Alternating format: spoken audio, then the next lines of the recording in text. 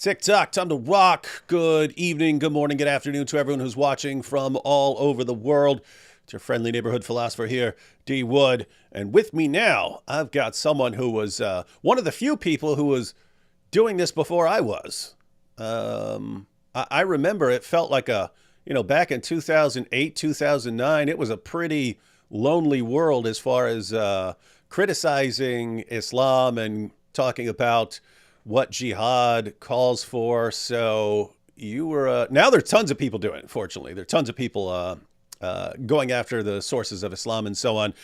But back then it was a lonely world. So you were one of the pioneers. Now, to be fair, we know that there were people many generations ago who were dealing with Islam. But as far as like the modern period, no one wanted to touch Islam for a long time because you'd get blasted by everyone. If you started criticizing Islam, you of course got blasted by the keyboard jihadis who are sending you threats and saying we'll kill you and kill your families and all that. And then you get blasted by atheists. If you're a Christian, you get blasted by atheists saying, "Hey, how can you criticize that religion when you're also religious?"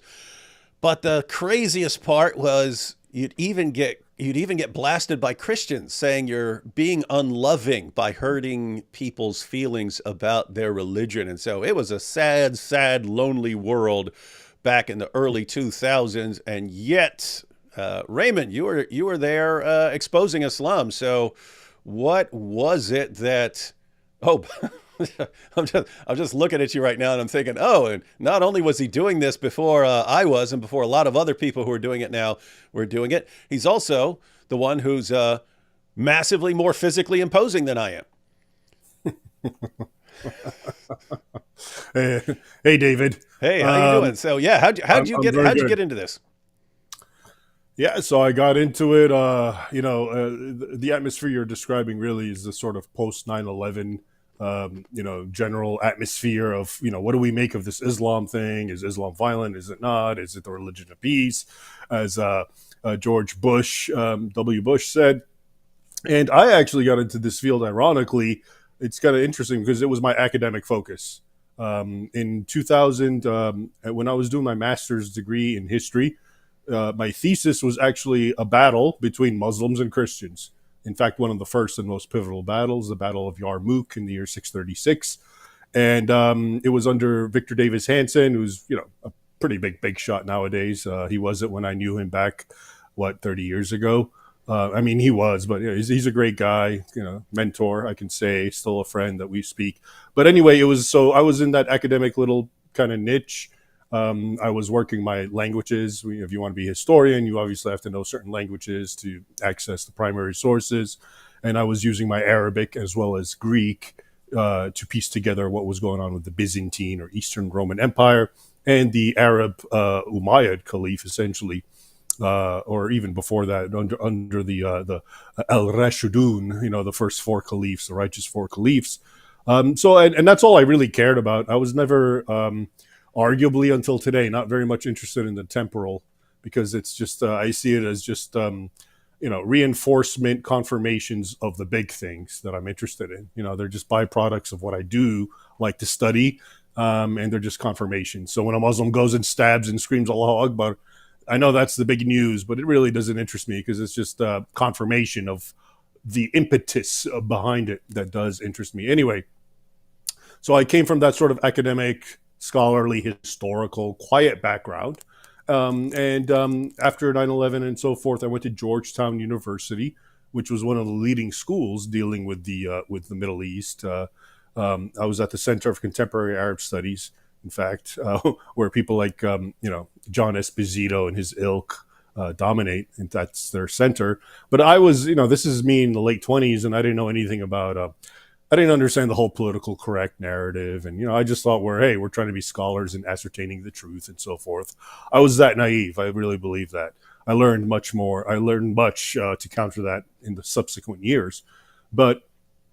And during that time, now we're talking about 2002, 2003, I landed a job at the Library of Congress while I was going to Georgetown in the African and Middle Eastern division. And this was like a dream job for me. I'm something of a bibliophile.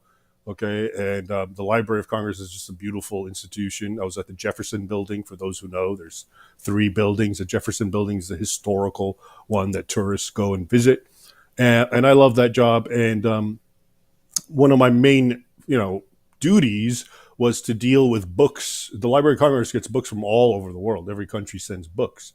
Usually, if I recall, it was two copies. They would send. So I would get these massive buckets and bins full of Arabic books that have not been cataloged, sometimes for years, because there was such a backlog. And I would just peruse through them and so forth. And I eventually came across all these books that were written in Arabic by Osama bin Laden and Ayman Zawahiri, none of which had been translated or even paraphrased or quoted from by the media or the scholars of the time. And long story short, I got that turned into a book deal, my first book, which is the Al Qaeda Reader. And the reason I wanted to translate it and the reason the publisher liked my idea was that what I was reading in Arabic completely was the opposite of what Al Qaeda was telling Western media, and Western media was only too happy to relay to the Western public. And that is that Al Qaeda was saying, we attacked you because you attacked us in the Muslim world, whether it's through the manifestation of Israel, whether it's through Iraq, whether it was through whatever. And the laundry list of grievances against Western nations, the U.S. in particular, were endless. But they positioned their hostility as something intelligible from a Western sensibilities, which is to say, they said, you attacked us, we have a grievance, we're attacking you. If you leave us alone, we'll leave you alone. And that's what the media, the BBC, CNN, even Fox News were spreading, okay, because that's what Al Qaeda wanted them to hear. But what I read was the complete opposite in Arabic, because these now were treatises written directly to fellow Muslims. And long and short of it is, it sounded like ISIS. It was basically, they're our enemies because they're infidels, because they don't accept Allah, because the Quran mandates jihad and warfare against them until they're subjugated and given three choices, etc., etc. So that was, to me, that was actually, in a way, eye-opening, because I'm coming from this sort of scholarly historic background where I encountered that in my writings about that first battle, the Battle of Yarmouk. But I too, to a degree, we're talking now, back in 2001, had accepted the mainstream narrative, which is, okay, this has nothing to do with history. This is about grievances, et cetera, et cetera. So it was eye-opening, to say the least, to see the continuity of what Al Qaeda was saying when speaking to fellow Muslims, and infidels weren't being privy to this conversation. So anyway, that was the whole rationale of the Al Qaeda Reader, which I wrote. I started writing it in 2004, I believe, 20 years ago, and it came out finally in 2007. And then after that, basically I started writing articles and so forth. Long story short, I decided to leave the Library of Congress because I was offered fellowships at various think tanks dealing with the Islamic question, elaborating on what I had brought forth from the Al Qaeda Reader. And, that's what I've been doing since. And some of my chief interests have been the Muslim persecution of Christians, which is a completely, unknown topic for various reasons. It's a pandemic in the Islamic world, but they don't talk about it. They just sugarcoat it. They whitewash it. They do anything they can to make it sound like it's not a thing.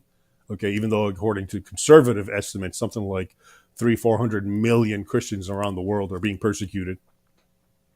And so that was another one of my focuses, which is, of course, to me interesting because that's what my family is. They're Christians from the Middle East.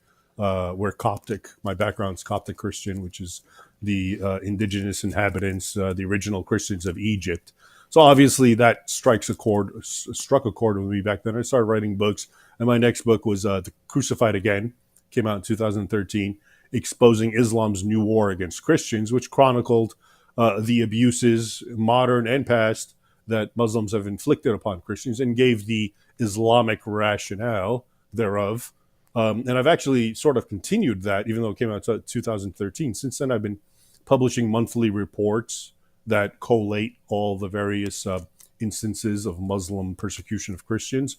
So we're talking from it's been I started in 2011, it's 2014, so we're talking 12, 13 years of monthly reports, something like 150 or more reports, each of which are now about 4,000 words and have about a dozen or 2 dozen anecdotes, all of which are just graphic violent savagery against Christians, and all of which, if it was the opposite, if it was Christians doing it to Muslims, would be all over the mainstream, but none of them ever reach the mainstream. I get these from foreign languages, Arabic primarily, but also small human rights organizations and so forth.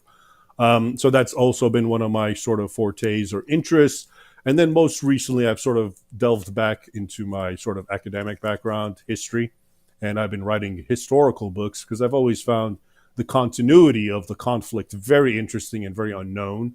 I think a lot of people, including those who like your audience understand that Islam and the West have been Islam is inherently violent or intolerant or whatever, anti-infidel.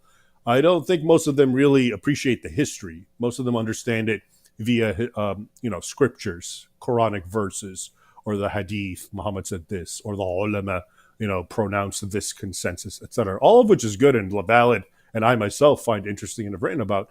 But I've thought that it seemed to me that there was a lacuna or a vacuum when it came to the actual history, not the early history of Muhammad and the Hadith, but the actual history of all these various, 14 centuries. So after Muhammad, we're talking the Umayyad Caliphate and the Abbasid Caliphate and the Umayyads in Spain who survived, and then the Seljuk Turks, and then, the various groups, the Mamluks in Egypt and the Ottomans in Turk. There seemed to me very few writings to try to show you what was going on there and tracing it to what we know about Islamic doctrine. So if we know Islamic doctrine is anti-infidel, whatever, there weren't many books or writings really showing you how that's the case under these various dynasties and empires. And so I took it upon myself to really delve into that and write about it because that was always my interest historically from my academic days, well over 20, 25 years ago. And that really manifested itself in 2018 with the publication of my book, Sword and Scimitar, 14 Centuries of War Between Islam and West, which, as its subtitle indicates, was a very comprehensive history of the Christian West and Islam and their battles and not just the battles. So it really centers around decisive battles, but the bulk of each chapter really deals with the context, which is more important. What was happening before the battles, during the battles, and the aftermath of the battles. So it's really a chronological look into the vast or long war between Islam and Europe, Christendom. And that was very well received, and there's much we could talk about with what happened. For example, the War College and CARE. We can get into that. But the book was very successful, and I was asked to write a sort of complimentary book, which I did. And that was the more recent book, Defenders of the West, the Christian Heroes who stood against Islam. That came out in 2022. And that book it's really, it really complements the first book, Sword and Scimitar. They cover the same terrain, but I'm writing it through the eyes and the experiences of 8 Christian heroes. So they're more like myopic or, microcosmic biographies of various Christian defenders, from crusaders to reconquistadors in Spain to Balkanites, including, of course, Vlad the Impaler, the much misunderstood Dracula. And so that's been my second book. And I'm happy to say they've had really a strong impact on people because, like I said, I think there's been a vacuum, a hole in this particular, aspect of history. Whereas a lot of us, we understand the doctrine and we can quote Muhammad and we can quote the Quran and we can say, here's the exegesis and here's what the ulama have an ijma or a consensus on. All of that's great. And I think that in and of itself is potent. But I think there was always a weakness from the historical argument. The academics, the left, if you want to use that word, have really dominated it because it's harder to do history than it is to, collect a few verses and, talk about them. And even though that's an important aspect, like I said. So that's been my mission these days. And the books have been very successful, I'm happy to say. And I'm still writing them. I have another one coming forth and even more, all of them, because like I said, that field is so fertile, the field of Islam and Christendom, or the field between West and Islam. I got 14 centuries to cull from. It's endless, and just but the problem is most people can't access this stuff because they go to Barnes and Noble and they grab a book about Islamic history, and it's written by Karen Armstrong or John Esposito, and it's nothing but a big whitewash meant to demonize Christians and extol Muslims. Okay, so that's why it's very hard for people to find it, but hence why I've made that basically my mission in recent years. And Yeah. that's in a nutshell me. Yeah. And it's funny you mentioned John Esposito. The first class I took on Islam, that was the required reading. It was John Esposito's books. And Karen Armstrong wasn't required reading, but it was strongly recommended for our papers and so on that you learn Karen Armstrong and share that. You mentioned people not knowing their history, and this was shocking to me when I read Robert Spencer's book, The History of Jihad, because I'd been debating Muslims for years and had multiple debates on whether Islam is a religion of peace and Christianity versus Islam and so on. And so I was like, kind of what you're talking about. I was familiar with the Quranic passages and the relevant Hadith passages and so on. And reading the history of jihad, then all of a sudden it's like 80% of it was stuff I'd never heard before. So, even as someone who deals with this stuff regularly, I would learn basically what happened for Muhammad and the four rightly guided caliphs. That's it. And then giant gap, maybe a little bit of something with the Crusades or the golden age of Islam or something like that. And then Al Qaeda. That's it. You skip over everything else. No, and then the colonial era, okay, which is where all the problems begin because these mean Westerners went into the Middle East and Islam and conquered, and that's why Muslims have a grievance. That's usually how it goes. Yeah, and so it was just shocking to me that again, I'm someone who deals with this stuff regularly, and it was again like 80% new information. I was like, I don't know any of this stuff. And when you see it, when you see the 14th century history, what really jumped out to me was just how relentless it's been. It's constantly trying to push into Europe, and it's in the East, it's in the West, it's pirates in the Mediterranean and so on. And it was completely relentless. And so that was a big eye opener for me. But I have to say, I'm a little confused now because I've heard of you. I've heard of you mentioned over and over again as this Islamophobe who's attacking Islam all these years. And so I think, wow, he's like us. But listening to you, it just sounds like you're just, okay, here's what these guys are saying in Arabic. Let me tell you. Let me just inform you on what they're actually saying. And then, hey, you guys don't know your history. Let me tell you about the history that you don't know about. It kind of sounds like that's all you're doing. And so why would any of that be like Islamophobic?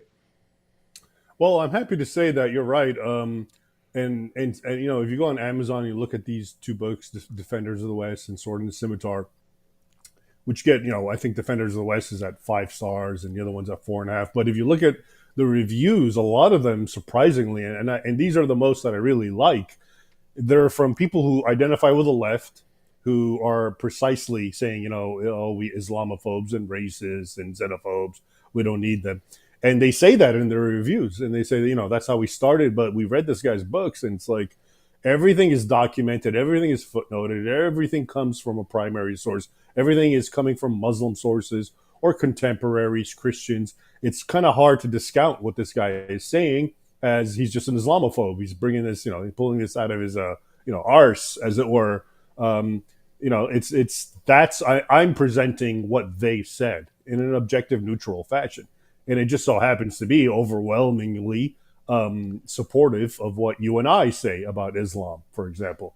And I think that's the shocker, because a lot of people, they think this Islam thing is a new development.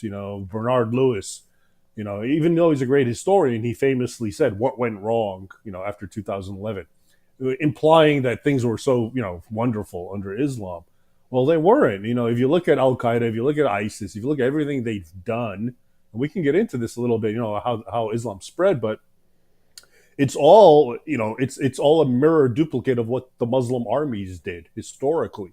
In fact, everything they do, whether it's the beheadings or the enslavement of women, sexual enslavement of Yazidis, Christians, whatever, all of that is them intentionally patterning themselves and trying to emulate their heroes from Islamic history, which is documented in Islamic primary sources. Okay, so this is it's not it's so far different and divorced from what we've been told, which is that ISIS is just this band of terrorists, and they've created their own interpretation to validate their evil agenda. No, these guys are like literally reading the scriptures of Islam, reading the history, and trying to pattern themselves. I mean, that's the word sunnah. We hear Sunni Muslims, the majority. That's what the sunnah is, patterning yourself after these early righteous Muslims of Muhammad's era and a little after as well. And they all engaged in what we would call ISIS type atrocities. So I think the problem in the end for everyone is, and this is the problem with the scriptural argument. When you and I sit, one of my favorite verses I've used is Quran 9:29, which says, fight the people of the book, Christians and Jews, until they pay tribute, jizya, and feel themselves subdued and humbled, etc. Okay, that's great, but the problem is if that is the totality of my argument against or Islam and trying to show the intolerance or violence of it, a lot of people will respond, well, look at the Old Testament, okay, there's genocide in Canaan, et cetera, et cetera. And we can argue that, but the point is the feeling becomes that just because an old book says this doesn't mean its adherents in the modern century are following it. And I think that resonates with a lot of people, whether it's right or wrong. But when you really dig into the history and show, well, guess what? It wasn't just that old book from 14 centuries that said that. It's every single century thereafter, the Muslim caliphates and sultanates and emirates enacted it in keeping up until this very day with ISIS and other Islamic terror groups, as we call them. And they're not really terror groups, they're just Islamic groups. So I think that's the real potency behind and the importance, I think, of making the historical argument and really meticulously documenting, instead of just saying, well, Muhammad said this, or basing your history on the Sunnah and the hagiography of Muhammad, the Sirah, the biography, and saying Muhammad did that. And that's all important. I'm not discounting that. I myself have spent much time writing about that. But if you do that and you skip 1200, 14 centuries, a lot of people become leery and just for the arguments that I've given you, and they say, well, yeah, but the Ottoman Empire wasn't like that necessarily because of this, the Seljuks and the Umayyads, and look at the Golden Age in Spain, et cetera, et cetera. So I think it's very important that we do our homework and really meticulously understand the history as well. And could we say one second? Let me put the I had while you were talking, I put the books up on the screen here, and so everyone knows the links to these books on Amazon. The links are in the description box, along with a link to Raymond's website. So be sure to check out the website. Check out the website and grab those books. But could we say that in the environment we're in, where ignorance has been the rule for many, many years, people just don't know. So at first it was people don't even know what the verses in the Quran are. And so you're kind of trying to show people, actually, here's what the Quran says. It calls for the violent subjugation of Jews and Christians and everyone else. And so we point those things out for a while and so on. But there, as you're pointing out, there are lots of assumptions that are underlying everyone. So if you go to your average journalist or your average politician and were to ask him about the history of Islam, chances are he's going to have absolutely no clue about the history of Islam. So as far as the usefulness of learning that history, it seems like it would put people who learn it at a massive advantage in these kinds of discussions about the history of jihad and the history of Islam and things like that, where if you go into a discussion and someone's saying, what are you talking about, man? It's just a modern thing because of Western imperialism, and this caused this backlash of Muslims. That's where it all comes from. If you were actually able to just start recounting battles and dates and things that happened and the aftermath and so on, you'd kind of have a massive advantage in discussions that are meant to deal with this atmosphere of ignorance. So yes, I'm talking to all you out there who are watching. There's lots of there's a lot of ignorance, and I have to say, if people still keep clinging to really stupid ideas about Islam, I think you're in a lot of trouble. And so if you really want to deal with the problem, then learning and then sharing what you learned would be a really, really good path to go. So guys, be sure to grab those books, learn that material, and then keep in mind there are different levels based on the amount of time people have. Raymond has dedicated his life to this research. You may not have that time. You may have other things that you have to do in your life. Guess what? Learn one thing. I keep telling people that. If you can't learn it all, learn one thing and share that. Learn about one important historical fact and just keep sharing that over and over again. If people don't know about it, you're going to make a difference. Now, Raymond, you did kind of go viral recently on Twitter. I mean, it was a TikTok video. Someone put it on TikTok. I didn't see it on TikTok because I'm not on TikTok, but I know it went viral over on TikTok, so much so that it spilled over into Twitter. I wanted to play that clip here in a second, which is very Islamophobic. But play that clip, and then you kind of that was part of a much longer discussion. So we'll play the clip, and then you can go through the whatever you want from the longer discussion that's relevant for everyone here. But first, let's take this first batch of super chats here. Most people commenting on. Here we say AP on push-ups. Not sure you're familiar with. I normally go live with the apostate prophet, who's an ex-Muslim, agnostic. So that's who they normally see right beside me in the live streams, and so they're saying you're AP but on push-ups. A lot of push-ups. All right, I'll take that. Primus here said this dude is jacked. He'd squat Allah and Muhammad at the same time. AP grew his beard back, I see. Yeah, it was caused a lot of people a lot of trauma. AP shaved his beard off recently. Yes, this is the no more people without beards, ladies and gentlemen. And wow, everyone's commenting sort of the same thing. AP got buff. The Nay too. So wait, I look like some guy named AP. Is that what you're saying? No, not well. I guess a little in the sense. You normally have a guy named AP, and they're kind of saying like, "Oh, that's AP," but he's buff, they're saying you're like a much more massive, stronger version of AP. Let's see. AP got buff. Here we have Nay says we need Trump back to destroy jihad and vote Trump save USA. I have to say, guys, I wouldn't put much confidence in politicians until you deal with the problem of ignorance, because you could get one politician you like, and guess what? The next election you get a different politician and so on. I don't think you can effectively deal with Islam until you have an informed population of free people. And if you have an informed population of free people, the other pieces will fall into place, because you can vote for people that an informed population of free people would want, and you can get journalists that an informed population of free people would want. Here we have D. Wood and Ray Ibrahim together, finally, like Marvel and DC crossover. Thank you both for your awesome work. God bless you with the best of health for you and your family. Thank you. Ray, please give us a riff on the real Dracula. Actually, I'll pause it there, because I did find that out that, we think of Vlad the Impaler as, again, like the basis for Dracula. And we think, wow, this creepy dude who lives up in his castle and he's impaling people. Whereas people in Eastern Europe still view him as the hero who saved them from repeated Islamic invasions. Why don't you give us the short, since it was requested here, why don't you give us the short version of Vlad the Impaler? Yeah, happy to do so. And so, for the record, in my last book, Defenders of the West, Vlad is the final chapter. And one of the most, I would say, probably controversial and sensationalist chapters. So, the long and short of Vlad is you're right. In 1897, Bram Stoker, an Irish novelist, wrote a book, Dracula. And like all smart novelists, he tried to give it some sort of historical veneer.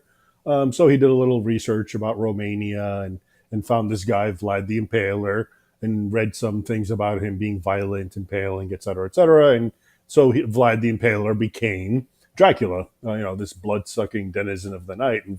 We know the rest. Anyway, so the real Vlad Impaler, as usual, when you delve into this man's story, first of all, yes, he was. We can, by modern standards, certainly he was sadistic. Okay, and he impaled a lot of people, Muslims and even his own enemies, non-Muslims, most of whom consorted with Muslims against him. Okay, but now here's the missing, backdrop or context. Impalement was pretty normal back then. A lot of people impaled. Number two, he learned impalement from the Ottoman Turks because he was a hostage, him and his brother, in his youth in the Ottoman court. And him and his brother, I'm sorry, and his younger brother, Raju, the handsome, was turned into a catamite by Muhammad II or Mahmud II, who was a homosexual or bisexual or whatever, some kind of pervert. And, he turned Vlad's younger brother as his boy toy. And Vlad, of course, according to the sources, didn't relent to that kind of lifestyle and was constantly being beaten and whipped and etc. Finally, he escaped, and his brother stayed, and he ran back to modern day Romania, Wallachia, as it was his kingdom, and he was the birthright. He was supposed to be the voivode or warlord or king of Wallachia, and he became it eventually. And then he just ruled with an iron hand because everything was in chaos, and he implemented the Turks' own. He fought fire with fire. So the Turks, whom he learned impalement under, once they attacked him and vastly outnumbered him, of course, because the Ottoman Empire was a behemoth against small nations like Wallachia, which was just full of cowpokes and peasants who didn't even have proper arms. And so, even in all their wars, the Wallachians were constantly outnumbered by something like 1 to 15. And the Ottomans, like I said, were a professional army, armed with all the sophisticated weaponry, where like the other guys were walking around with just shovels and pokes and whatever farm tools they could use. So in order to fight them back and rebuff them, he engaged in the terror tactics that they were, and he would just completely impale any Turk that he could find, and he created what's called the forest of the impaled surrounding his castle, and it really terrified the Turks. And in one memorable incident, the Turks sent emissaries to threaten him, to say, "We expect you to give us your young men to become janissaries, slave soldiers for the Ottomans." And the first thing he said to the Ottoman emissaries, because they were of course wearing turbans, is, you're under my roof, and I'm royalty. You need to remove your turbans. And they said it's our custom and our religion says we can't. So he said, okay, to help enforce your custom, I'll make sure you can never remove them. And he had their turbans nailed onto their heads and then sent them back in ignominy to Muhammad II, saying, we don't want your customs, we don't want your threats. This is, take your stuff and go back to your own realm. And of course, war and jihad was declared on him. And you can read the rest in the book. It's very long. He had many heroic adventures, and he fought back. And he actually, you can say he won until he was betrayed, including by his now, sodomite homosexual brother, who became the complete creature of Muhammad II and others. And the long story short, and then he got killed, of course, etc. I don't want to give too much of the story because it's very, so many movies could be made about the actual Vlad the Impaler vis-a-vis Islam, but of course, all we get is the Bram Stoker version of this undead bloodsucker, which has nothing to do with history. But that's really the real kind of tragic story. He's something of a tragic hero. And like you said, until this very day, Romanians, he ranks, whenever there's a poll amongst Romanians, he's like often in the top 10 most loved and revered figures of Romanian history. And there's a reason for it. because no matter, he may have been draconian or extreme, but it was really needed in the context of the times as a weak Christian force fighting this monstrous behemoth of Islam. And he could only fight the only way he could, which included, of course, the terror tactics. Do I recall correctly that there was at some point the Ottomans were invading and the armies marching, and as they're going along the road, there's just mile after mile after mile of Yeah. impaled Ottoman soldiers, and at some point they just said, "Screw this," and turned around and Yeah. left. Huh. Yep, that's part of the original story. It was just, and it was calculated terrorism. Terrorism works when you're fighting a stronger foe. Obviously, we can judge it ethically if we want, but in the context of the times, you had a small, innocent a group of people who want to maintain their culture and their religion without being killed, and you had a pretty ruthless warlord, Vlad the Impaler, who did whatever he could to ensure that, and included just terrorizing the hell out of the Ottomans. And mind you, they're the ones who were pretty sadistic and terrifying everyone else. So it was kind of a table turn for him to do this to them so effectively, And yeah, which rough. earned him, of course, because he had the nerve to fight back the Ottomans. Fire with fire. Now he's the evil Yeah, bloodsucker shame on you. monster. Yeah, exactly. Shame on you for keeping Europe Yeah, from being yeah. invaded. The nerve. Yeah, Yeah, yeah, shame on that guy. SNR says, I wanted to make a silly comment, but Raymond made me want to do something manly. I'm going to go eat a scoop of protein powder straight. God bless. Go eat a raw steak. No, I'm just kidding. AP, cool down with the whey. You're already jacked. Let's see. I notice Muslims claim they are Abrahamic, but Genesis 22:2, 12:16 shows God only claims Isaac. God doesn't claim Ishmael anywhere. Am I wrong? Well, God says he would make Ishmael a great nation, but that was actually fulfilled in the time of Genesis. As far as the son of promise, so the one through whom God's promises to Abraham that his offspring would be a blessing to all the world. Yeah, that's traced through Isaac and Jacob. Um, let's see. Once, I don't know if you don't have to answer this. Want to know Ray's fitness regime? They're actually, Here's the thing. I've been working out forever. Before I became something of a brainiac in my early 20s, I was actually a competitive bodybuilder. And it goes back to, I used to be a football player, and then I injured myself. I was supposed to play college football as a defensive end or a linebacker, and I just loved weightlifting. So I had busted knees and elbows, but I stayed with weightlifting, and I engaged in bodybuilding. And this is all early 20s. So by 22, I was done. But I still played around with it, and but from 30s to 45s, I was so busy. But now I'm kind of relaxing and I have a little leisure time. So I find myself gravitating back towards the gym to sort of, exercise my aggression and, frustration at everything. And, so that's, I guess, what you're seeing. yeah, it's funny. I saw a Dave Chappelle interview, and he was saying because he used to be this little skinny guy, and then he come up and he was all big all of a sudden, and he says he would just be ticked off about stuff, and he decided to not channel it into drugs or something like this. So he said I would just go to the gym, and I just kept getting bigger and bigger Exactly. and bigger for Yep. all the stuff that was ticking me off, and I just run to the gym and start lifting, and so yeah, kind of works, guys. So guys, It does. channel your rage in a positive direction, everyone. You heard it here. What are the best sources for learning Islamic view of marriage? Reading Al-Ghazali, lovely Sunnah like a straw mat is better than a barren woman, black mother better than a childless beauty. Yeah, it kind of depends on what you're looking for. If you want the original, if you want what the Quran and the Hadith say, you can just look up those passages. I mean, there are sections in the Hadith that will talk about marriage, and there'll just be entire sections on marriage and so on. If you want what later Muslim scholars said and concluded, then you can go there. Apostate from Allah says Coptic AP is based. So they're calling Thank him you. Coptic. He's his own person, ladies and gentlemen. He was around Who's this before. AP guy? Yeah. Yeah, you'll have to fill me in on this AP later. Right. So let's go ahead and jump into this vid. Let me read one more. I am really, really impressed by everything both of you are saying. I felt everything because I grew up in Bosnia, an Islamic entity working on eliminating Christians, and they are almost succeeding. I don't know much about the situation there. All right.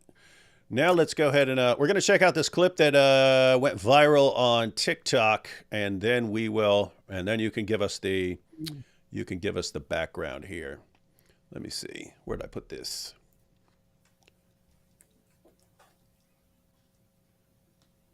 All right. I'm going to check this out.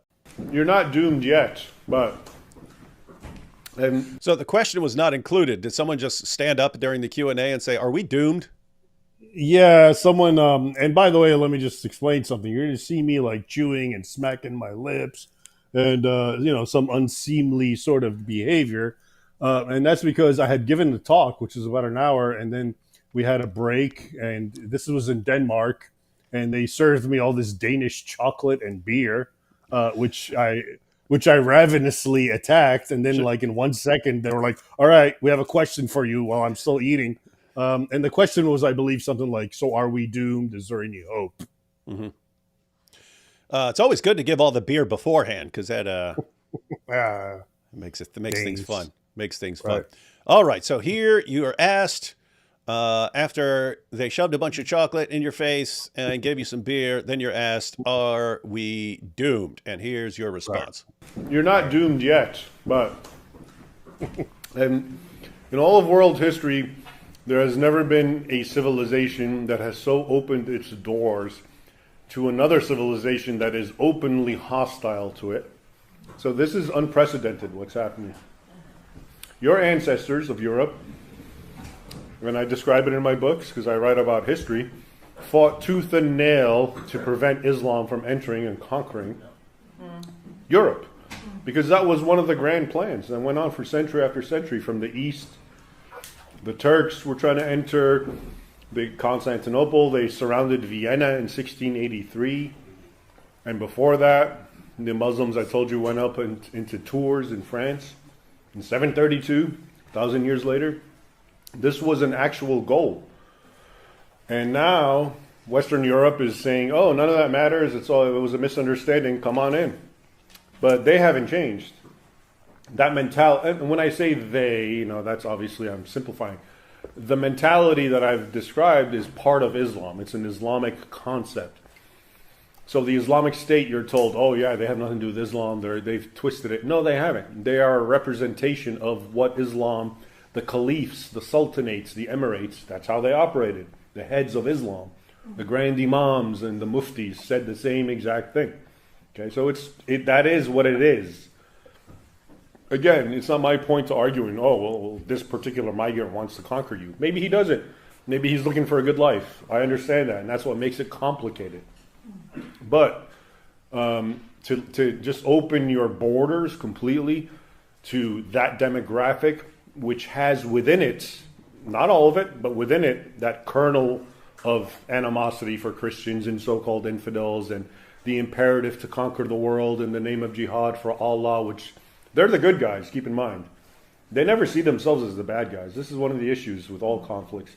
They're not bad guys. They're good guys in their minds. You're the bad guys because you're infidels, and they're trying to bring the light of Islam to you. So that's another aspect of how moral, or the morality that they feel. They're the good guys, okay, in doing this. Because look at you, Denmark and Europe, you're all dissipated drunks and, profligates, and there's no real. I'm sharing with you their arguments because I read it and I hear it. So they're bringing to you goodness, okay? But before, your ancestors, because I guess they had their own social order and their own goodness, and it was called Christianity, were able to fight it. But I guess in this current void of sort of this atheistic climate, anything goes, and who's to say they're wrong? Maybe they're right, etc., etc. And now you have what's happening. So it's a very unprecedented experience. A lot of people talk about the Roman Empire, this sort of thing happened, but it didn't, and we can get into that. It was actually, they were still cognizant of trying to maintain their own social, cultural mores, Rome. And it fell to the Goths and the Germanic peoples. And I'm just saying, some people use this analogy, But in this case, this is completely your doing. Not you, but it's Europe's doing. Okay, you're bringing a hostile force that's openly hostile. And lo and behold, when I look where Muslims are, I see chaos and violence and criminality and rape and grooming in England. Okay, that's what always happened under Islam. Okay, so is there a hope? I think so. I hope so in time. But it's so bad that it even had to get to this point. You know, it's such an abnegation and betrayal of your own heritage, of these men and women who fought and died to preserve your way of life against an open, hostile force, and now they're being welcomed in, and why not? It's okay. So I guess so. It's a matter of time. So where's the hope? Excuse me. So where's the hope? You say there is the hope is to wake up, wake up and see what reality and what I'm talking about, and understand the history and the doctrine of Islam and what Islam is all about. Islam is unequivocally hostile. You're making a point that I keep making over and over again in streams and videos, and you even see some atheists getting the point. Richard Dawkins, actually, to his credit, saw it kind of before a lot of his followers did. I think it was back in 2011 or something like that. He said in an interview, he said, he was asked about the decline of Christianity in Europe. And he said, I have mixed feelings about the decline of Christianity in Europe because I think it may have been a bulwark against something worse. Mm-hmm. And it's a point I've been making that, atheists of the world, say whatever you want about Christians, but for 14 centuries, Christians in Europe had the common sense to say, hey, whatever else we disagree about here, whatever else we argue about, whatever else we fight about, we all agree, right, that we are not going to be controlled by that. Are we in agreement? East, West, do we all understand this, that we are not going to be controlled by that? And like the moment you had Christians going secular, or you had millions of people becoming atheists and so on, like the moment it happens, we can't invite Islam into Europe fast enough. We just can't get enough of this Islam. It's the greatest thing ever. Please, please, please let us have more Islam. Very, very weird stuff. Anyway, just wanted to get to it. There's a question here that ties in, and then I'm going to hand it over to you to share any information backing up what you're saying there, or talking about Christians of the past, or the history of jihad. Anything you want to discuss. We have some rude joking here, saying, "Is this Diha al-Kalbi?" It's actually a compliment. He was a companion of Muhammad, who was known as the handsomest guy in town. He would show up to town, and the ladies were said to walk out to check him out. Oh, maybe, yeah, maybe. Here was the question that I wanted to bring up for you. Don't know how familiar you are. I'm sure you're probably somewhat familiar with Memory TV, but they say, is Memory TV translations accurate? So are these translations trustworthy, as far as you know? I've watched some of their translations, and I understand Arabic, so I can compare, and by and large, they are accurate. I've seen other issues, not necessarily dealing with accuracy of translations, but of dates, presenting certain things as happening on this date, but they actually happened at a different date. But by and large, from what I've seen with the translations, they seem accurate. All right. And we have the Countess here saying, Vlad and I are often mistaken for evil vampires. Yep, true. Raymond Ibrahim does actually have a similar. They're actually saying you do look like AP, except you're. Who the hell's AP? Who's this AP?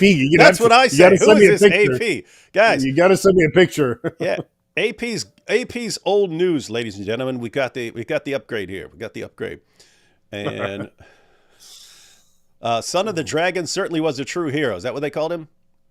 Yeah, Dracul was his father, which means a dragon, and Dracula with a little a means son of the dragon. All right. So we have that clip, ladies and gentlemen. And you guys, you can find that if you just type in Raymond Ibrahim on Twitter, you can find that clip. So it's definitely a good clip to share. But we have the man himself here. So what What would you like to share with everyone that led you to make those claims about Islam and Christendom? Well, let's. I think it'd be a good opportunity right now for me to run through 14 centuries of jihad in maybe 5-10 minutes. And I think much of what I'm going to say is the sort of thing that people are not aware of, because I think most learned Islamophobes like you and me and your audience, most of them are aware of Muhammad, the Hadith, the early, Islam, and then ISIS. Okay, so I'm going to give you the filler, the other 13 centuries, and the reason is to show you how well they conform to what Muhammad did and said, as well as ISIS. Okay, and within that, I think I'll give you a little bit of information that may mind boggle some people because they just don't know it. Because here's the problem, and I'm going to digress a little bit, but I think this is important. If you really if you want to learn about Islamic history vis-a-vis the West, let's say, what are you going to do? If you're an average guy, okay, you're going to go to the bookstore, you're going to go in the Islam history or whatever, Middle East history, and you're going to find a book. And you're going to find Karen Armstrong, you're going to find John Esposito, and a lot of other fools. And you're going to buy it and you're going to read it, because you're not about to go and do some, find some primary, chronicle written in Latin or Greek or Arabic and try to translate it, obviously. And then you read that, and it's going to tell you essentially the exact opposite of what happened. Okay, and I'll get into that. I know that sounds hyperbolic on my part, but it's literally oftentimes the antithesis of what happened. It's a complete lie, fabrication. Okay, but to the innocent bystander who read this secondary history, you can't blame him, because he went to Barnes and Noble, he got a book, and then the worst part is, he reads this and he believes it, and now he thinks he knows. So, the guy who never read anything, the layman, he's actually better, because he's willing to admit, I don't know. Okay, Muslims are violent. I get it. Makes sense. Oh, they're not. Okay, they're moderate. Okay, I get it. But the guy who reads indoctrination, what happens is he thinks now, I'm learned. I know more than the other guy. But in fact, what he learned is just lies, and he tenaciously clings to them. Okay. Hey, I just wanted to insert one thought there, because the guy you're describing is still someone who actually might go to a bookstore and get a book. We've actually got worse scenarios right now where someone someone watches a YouTube video. Right. By, you're right. Of a you're talk, right. or even worse, someone reads a tweet and now they consider themselves experts and so on. So you're sitting here talking about this dummy who goes to the bookstore and thinks, I got this book by Karen Armstrong, I'm an expert. I'm like, who's really a genius. Yeah, I'm like, this guy's like epic researcher by other standards. Yeah, sorry about that, but no, that's well taken. You're right. Okay, so but my point is, it's almost better to be ignorant and just be like your layman who knows nothing, but he has his gut feeling, and he can understand something, than to be the guy who actually did research. Because if you're that guy, chances are you read propaganda, which was intentionally written. We've known about fake news for a little bit now, but fake history is much older and even more potent, in my opinion, because fake history sets the stage for you to be able to say fake news, okay? Because it's the first premise, all right? So my point, ultimately, all I'm trying to say is that it's funny because the guys who read and study and whatever are much worse, because A, they're fed lies, and B, they think to themselves, hey, I'm not the guy who just watches videos and TikToks. I read a whole book. I know, all right? But they know nothing. They know absolute lies. You know nothing, Jon Snow, essentially, okay? So that's the whole point. Now, let me tell you what really happened with the history. Quick blitz, assuming I got 5-10 minutes. All right. So in the 7th century, Islam is born, right? Muhammad, 570 born, dies 632, according to the traditional, historiography. And 2 years after his death, jihad is declared. And Muhammad himself declared and actually negotiated with the Eastern Roman Emperor, the Byzantine Emperor Heraclius, and basically told him, convert to Islam or else. And Heraclius rejected it. Muhammad died soon thereafter, and then jihad erupted out of Arabia. Okay. Now, I think the really important point that most people miss is a lot of people understand the Arab conquest, the Islamic conquest that I'm discussing, but they don't understand how fundamentally and profoundly Christian that region was. Today when you think of Christianity historically, pre-modern era, you think of medieval Europe, which of course was Christian. But if you go back at the dawn of Islam and you look at Christendom in its entirety, which was Europe, at least southwest of um, uh, the Danube River, basically with Germany, um, you're going to see that the bulk of it, the more sophisticated, the more intelligent, the richer, the more accultured, was the East. It was North Africa. And again, this is so like counterintuitive to the modern mind. North Africa, really? And it was the Middle East. It was Egypt and Syria and what we call Turkey, Asia Minor. Okay, so in the 7th century, you want to talk about Christianity, it was those regions. Europe was Christian, Rome and so forth, and even Britain, Spain, Italy, France. They were Christian, but they were like the little brother, okay? Whereas everything, and this is why the Roman Emperor, Constantine, moved the capital to the east, because that's where it's at, okay? All the early church fathers, all the theological controversies, articulations, the heretics, they're all from the east. Egypt, it's surprising. You think of Egypt, you hear Egypt, you think it's a Muslim country. Egypt is where Egypt is where you have the oldest picture of Christ. You have the oldest Christian manuscript. John Cassian in the 5th century traveled. He's a European monk, up and down, and all he heard is monasteries and monks praying. Okay, that's how fundamentally Christian it was. Athanasius, the Nicene Creed, which Christian denominations, Catholic, Orthodox, and Protestants still profess, articulated it. The first major heretic, Arius, also an Egyptian. Okay, Saint Augustine, the father of Western theology, North African, from basically Algeria or Tunisia, Hippo. We forget that like Christianity, it wasn't just the cradle where it was born. That's where it really was. That's where the early church fathers, the early articulation of Christian theology, the catechetical schools in Alexandria. Okay, you had 5 C's or centers.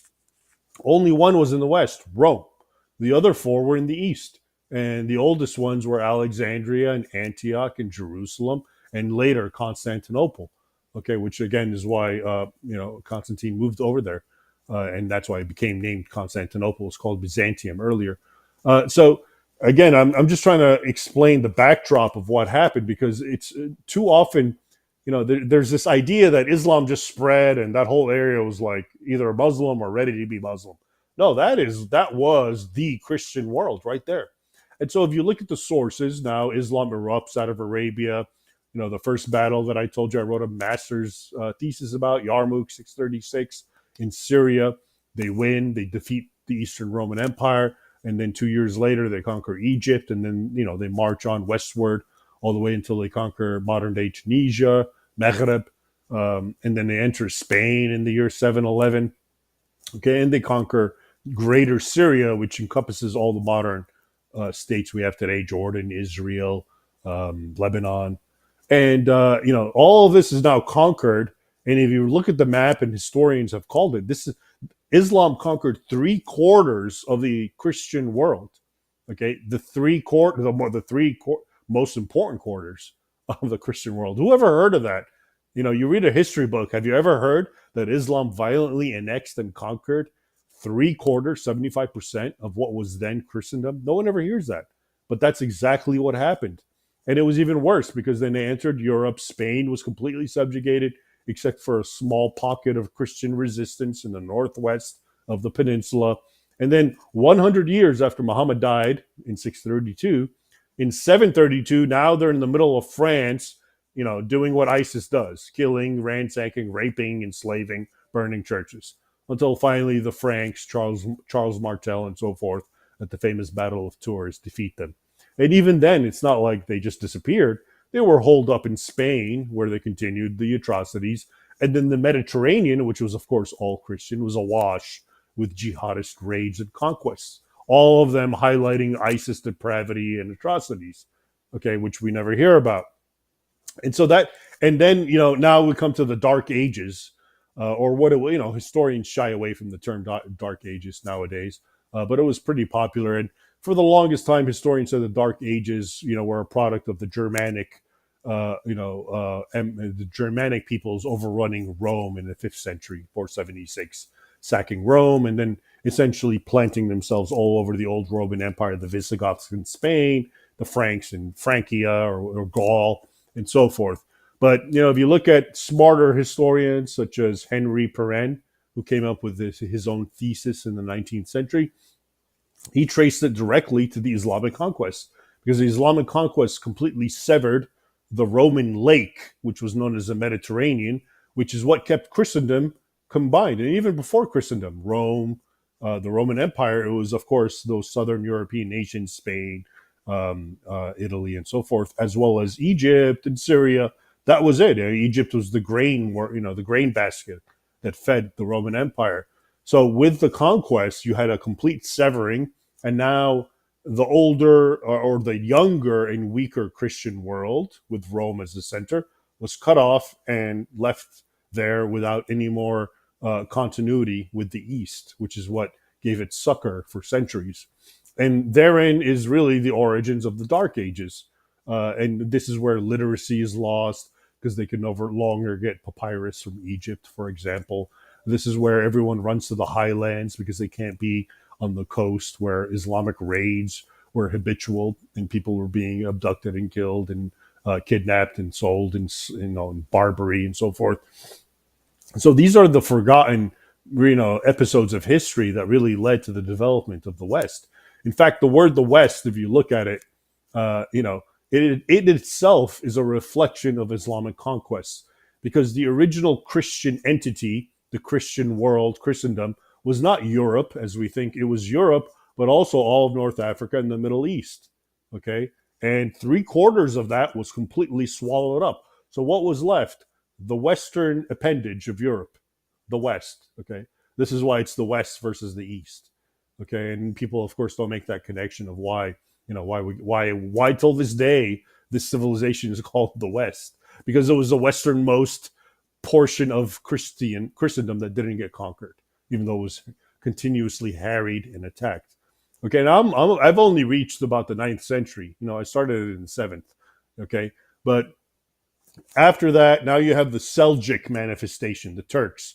The Turks overrun the Middle East. They become Sunni Muslims, and they take to jihad more than anyone else, more than the Arabs that preceded them. And the reason for that is because Islam, when we come down to it, is all the genius of Islam.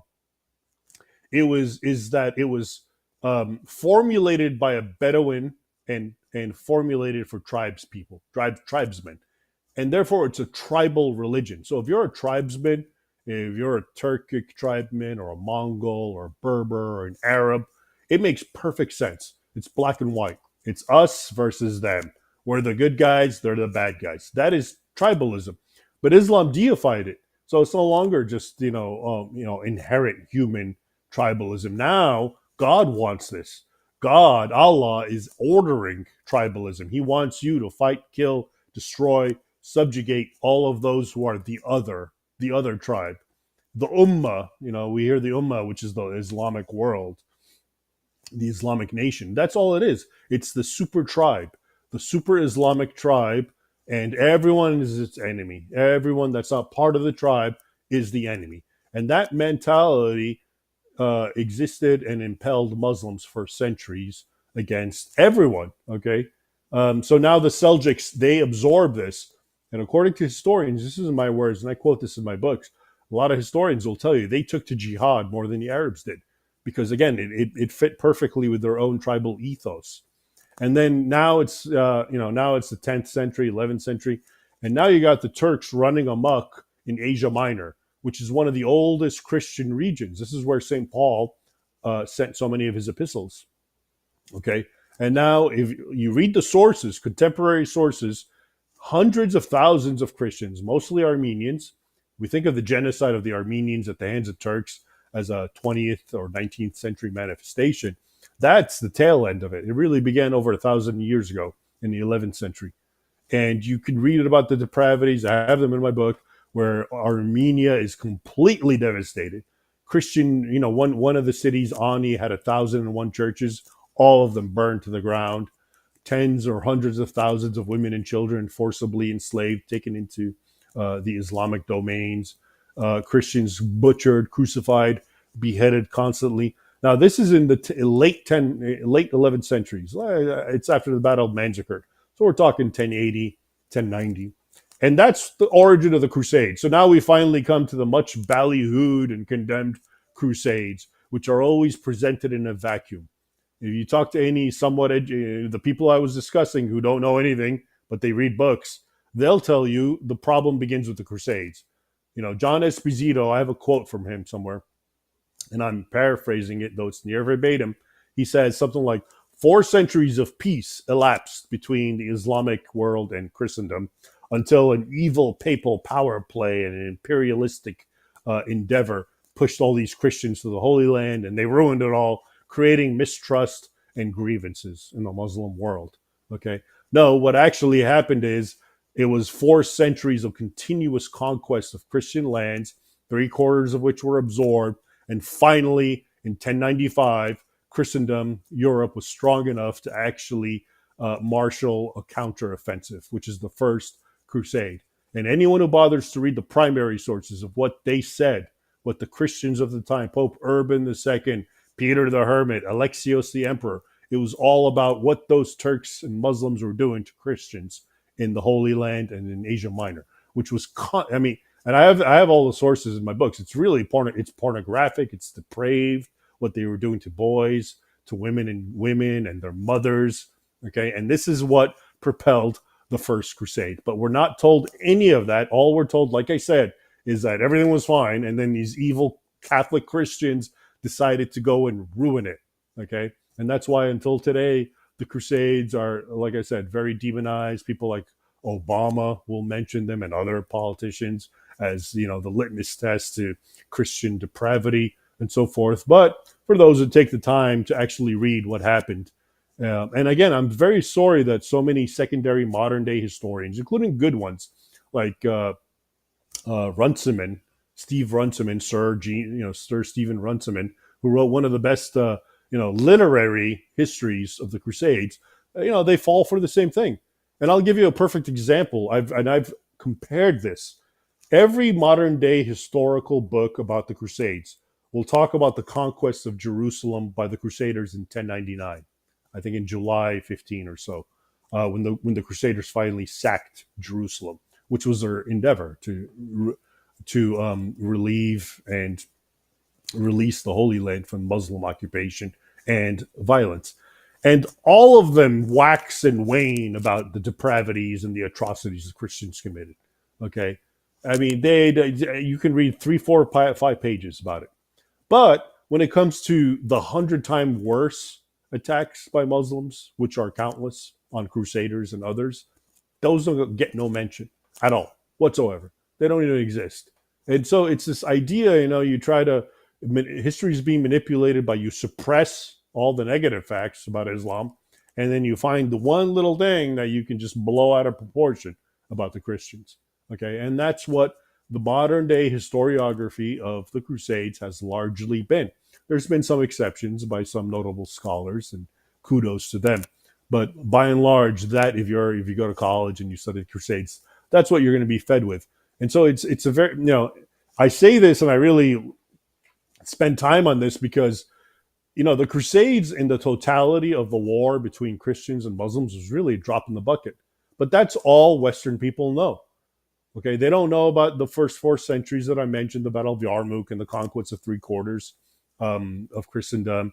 Certainly don't know about what happens after the Crusades, especially the Ottomans and their conquest of Europe, reaching as far as Vienna and the atrocities, or how Muslims reached, they were going to Iceland to gather slaves, also under the jihadist imperative.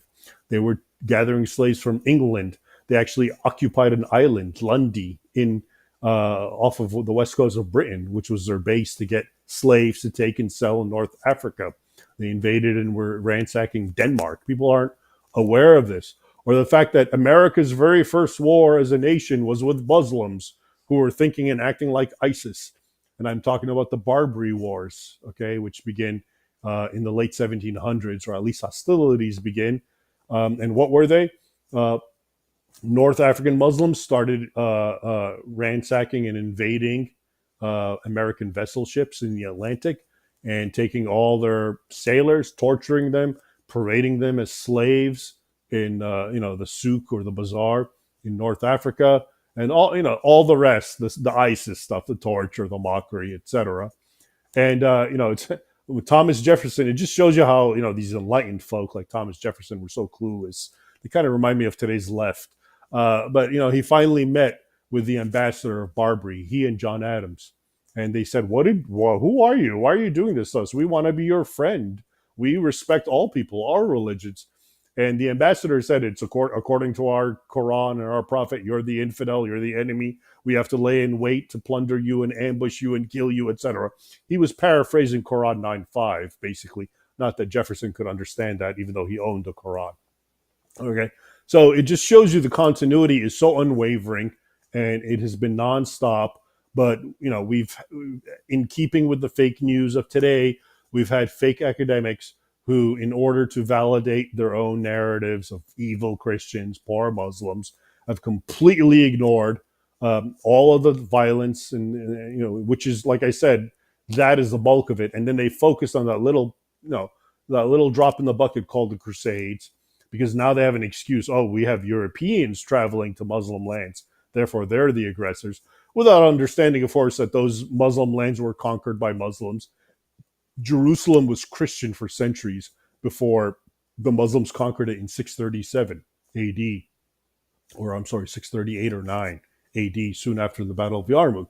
Okay, so that's okay, but for Christians to want to get it back, well, they're horrible monsters. So this is why I really emphasize that we really need to understand the history, because it gives you a deeper understanding, and it really demonstrates the continuity of what we're talking about. It's not just the Quran says this and Muhammad said this, and now we have a lacuna of 14 centuries, and now we have ISIS saying the same thing.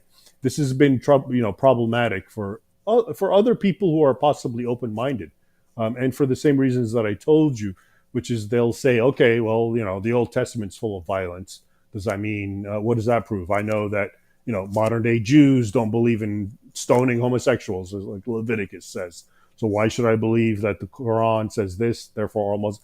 So I think it's really imperative to show you that, well, the reason you should believe it isn't just because it's in the Quran, but because century after century, different iteration and manifestation of Islamic groups, from those who were Arabs, from those who were Turks, from those who were Berbers, from those who were Mongols, the Tatars. Let's not forget, 200 years Russia was under the Tatar yoke, which is often, again, in the secular rendering, presented as Mongols subjugating Russians. But guess what? They were Muslim, and they did all the same sort of Sharia required subjugation. They destroyed churches. They made them pay jizya. They did all the same sort of ideological animosity towards Christians, and most people don't know that. Okay, so it's everywhere you look, but the historians have hidden it, and that's been a potent weapon in their arsenal. We can argue the doctrine, we can argue the Quran, we can argue what Muhammad said, but they'll argue, well, yeah, but 14 centuries or say otherwise. There's the golden era in Spain, et cetera, et cetera. Therefore, what's happening today, ISIS, et cetera, they're an aberration, obviously. It's a compelling argument unless you know the history. You're talking, very good, by the way. You're talking about this, when people have this basically 12 or 13 century gap where they don't know anything that happened except for a few random things they've heard of, like the Crusades or something like that. When people don't know, when there's just atmosphere of ignorance, it allows a person to come in and say whatever they want, and people aren't going to know any better. So when they see that YouTube video, or when they hear something that John Esposito said or something like that, or Karen Armstrong, they don't know any better. They don't know any better. Yeah. So it makes them sort of an open canvas to write any sort of nonsense that other people want. And you think what could be done to change this? But I mean, it's a really deep problem. Because if you're going to a university and you decide to become an expert in this field or something like, most places, there's going to be relentless pressure on you the entire time you're doing your studies to conform to that overall picture of Islam was wonderful and peaceful, and then a bunch of European Christians came down and started attacking them, and that's led to all the problems. Your professors are gonna keep pushing you in that direction because they were pushed in that direction, and then this becomes the next generation of professors, and they're all saying the same story, and people don't realize how terrible this is for Western civilization when you have an entire culture that has absorbed the idea that this group only hates us because of all the mean things we did to them, unprovoked. We did all these mean things to them. Well, how are you going to complain about them now? We can't complain about them now if they're, grooming little girls and gang raping them. And so we can't, we kind of deserve it. We deserve it because in order to atone for our sins of the past, we just have to look the other way as they're destroying the civilization, and more power to them in destroying our evil civilization for all the evil it's done. We need to be completely replaced. Whereas, I mean, if you actually were to absorb the real story, where Islam has always been relentlessly coming for Christians, and it took a ton of their lands, and now it has it's had its eyes on Europe for a long time, just because that wasn't the place where they could really seal the deal. That Islam was always coming for that stuff. Eventually the caliphate collapses because they lose World War I. And the caliphate collapses, and all of a sudden, now we get to rewrite all of history, and Muslims are the victims. And if you absorb that idea, wow. But if you had the correct idea and people actually shared the correct idea, no, for 13 centuries they came for us until they, and the only times they ever stopped was when they lost in battle. That's when they would stop for a while to make preparations for the future until they would try again. And then they lose the caliphate, and you'd think, oh, okay, we're fine then, when they can't compete militarily anymore. And so they're finding another way, and their way into Europe now is just finding ignorant people who will believe almost anything because they don't know anything, and give them a sob story about how we've always been the victims and you've always been the oppressors, and people buy it. Then they don't want to stand against what centuries of Christians actually stood against. Where going with what you're saying, it's no, these were Christian lands. They were the oppressors. These guys came in and they were the oppressors, and they forcibly converted people, and they subjugated people, and they were raping and killing and torturing and so on. And they were going to do it here until they were going to do it in Europe until they got stopped. And now you're saying, let them continue that. Let them continue what they were doing for centuries until they were stopped. And what's actually going on now is people saying, let them start that up. That's been their goal all along. This isn't some new thing where they're just trying to get back because you have pressed them. It's always been the goal to take over Europe. And this is so guys, when we're talking about, learning the history, checking out the books and so on. Again, if you tuned in late, there's a link to 2 books by Raymond Ibrahim that are very relevant to this discussion. The point of learning it is not just to know this information. You need enough people to know this that they can refute a very seriously ingrained bad idea and false idea that has just permeated everyone. Like politicians, journalists, educators, entertainers, they've all absorbed a completely false picture of the history of interactions between the Muslim world and the Christian world. And that idea is so bad and so dangerous that it's going to destroy your society if you don't actually learn to correct it. So, I don't know. Dangerous stuff. The point here is, ladies and gentlemen, whatever else you're doing, it seems like it should be a priority. It seems like it should probably be a priority, learning to correct the nonsense. Let me add a couple of things there, David, which really complement what we're saying here. I want to read you first a quote from historian. He's an Anglo-French, half English, half French historian, Hilaire Belloc. Okay, who was born in 1870. And what makes his writings interesting, he died, I think, in 18, maybe, I'm sorry, 1950 or so, is this man lived in the peak of Western dominance over Islam. This is the colonial era. Okay, Islam, by 1800, 1850, after the Barbary Wars, it's over.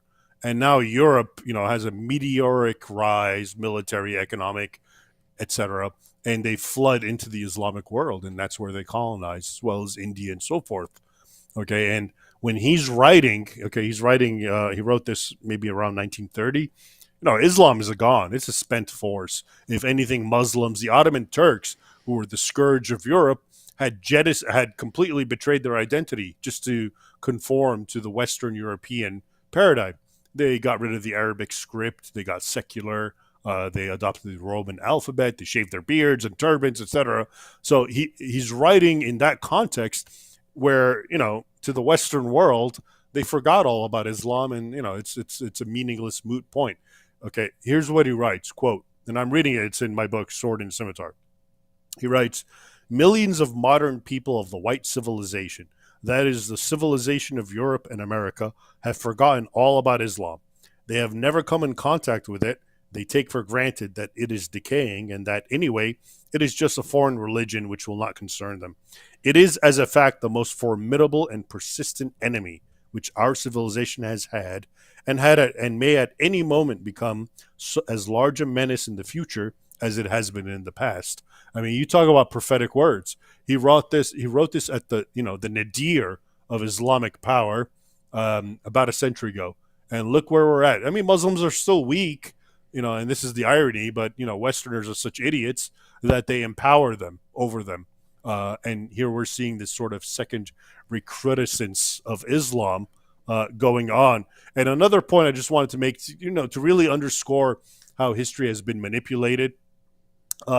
There's a book written by another associate of Georgetown University, which was presented to me right when my book, this book, Sword and Scimitar, the title is 14 Centuries of War Between Islam and West. I tell you that because that book was called Jihad and Crusade, and I think the subtitle is like The 1,000 Years of War. And it was brought to my attention by my agent, a literary agent, saying, this might be a competitor book, et cetera, et cetera. Anyway, the book came out. It's like 800 pages long. And just to give you an idea, it's meant to do the same thing that my book does. I go from the first, violence in the 7th century between Islam and the West to the modern era. And that's what it purports to do. In 700 or 600 pages, here's what happens. The first, from the 7th century, the rise of Islam, until about 1800, over 1,000 years, gets 20 pages. Okay? This is the bulk of my book. This is the time when Islam is conquering, pulverizing, and destroying Christendom. Okay?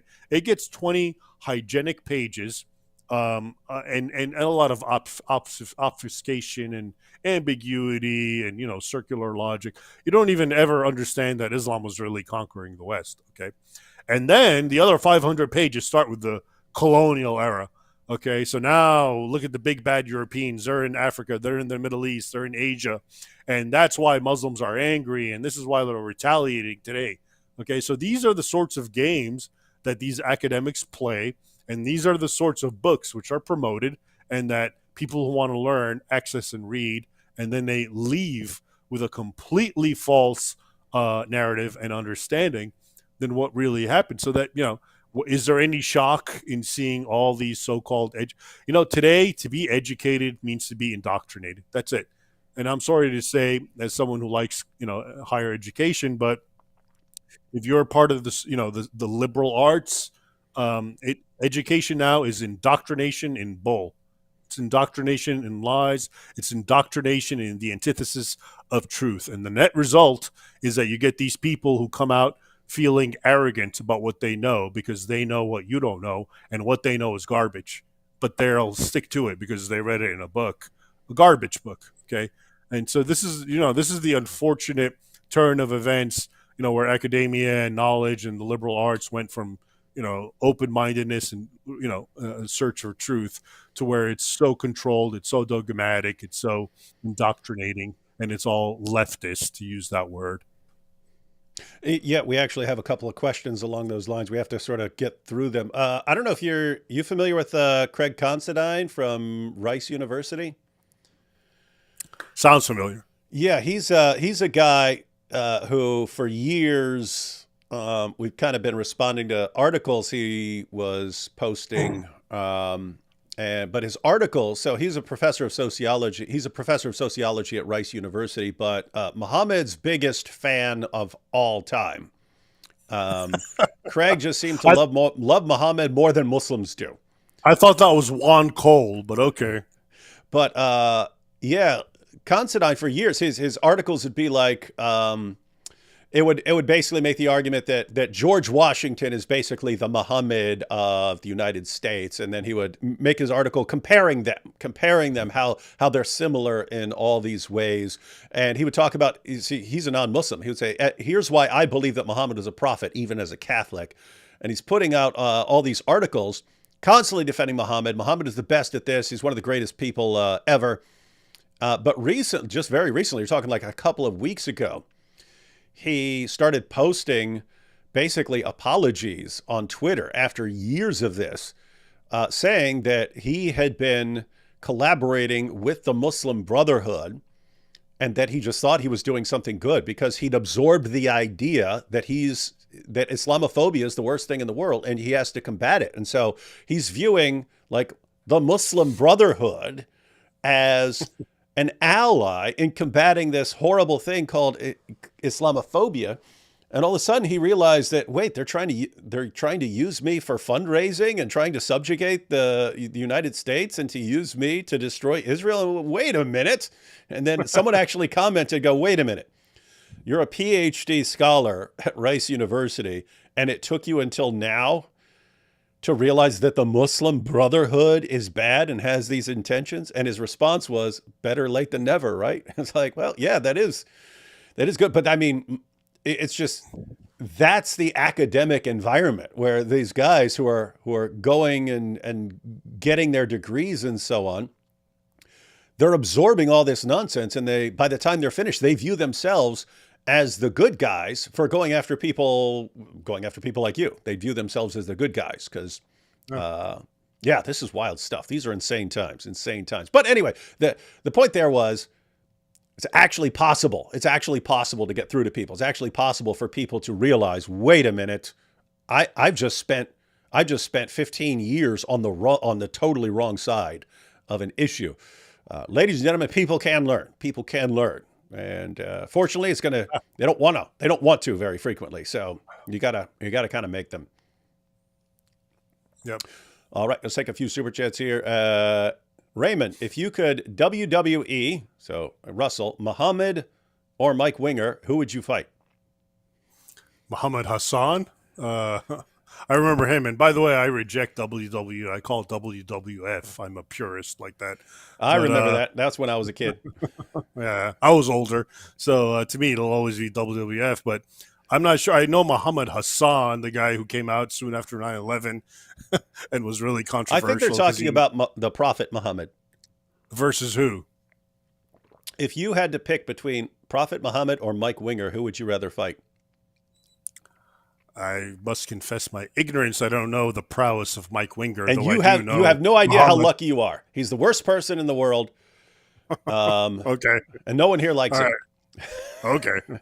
I don't know who he is. So Good. You have no idea how blessed you are to not know that person. This is a question for me. Was that cross given to you in Windsor, David? Which one? This one? The one I'm wearing? No. I got that in a Christian bookstore a long time ago. Solaria says, I almost want to go as far as calling him a saint. This was an earlier comment, so I'm not sure what this is in response to. Maybe, I don't know. Maybe Solaria is thinking of when you're talking about Vlad the Impaler or something like that. I don't know. maybe. Let's see. Just got both books on Audible. Latest was free. All right, so people are downloading your books from Audible. If I can say about books, just because the two books really complement one another, and the older book, Sword and Scimitar, will give you the long history that we've been discussing Okay.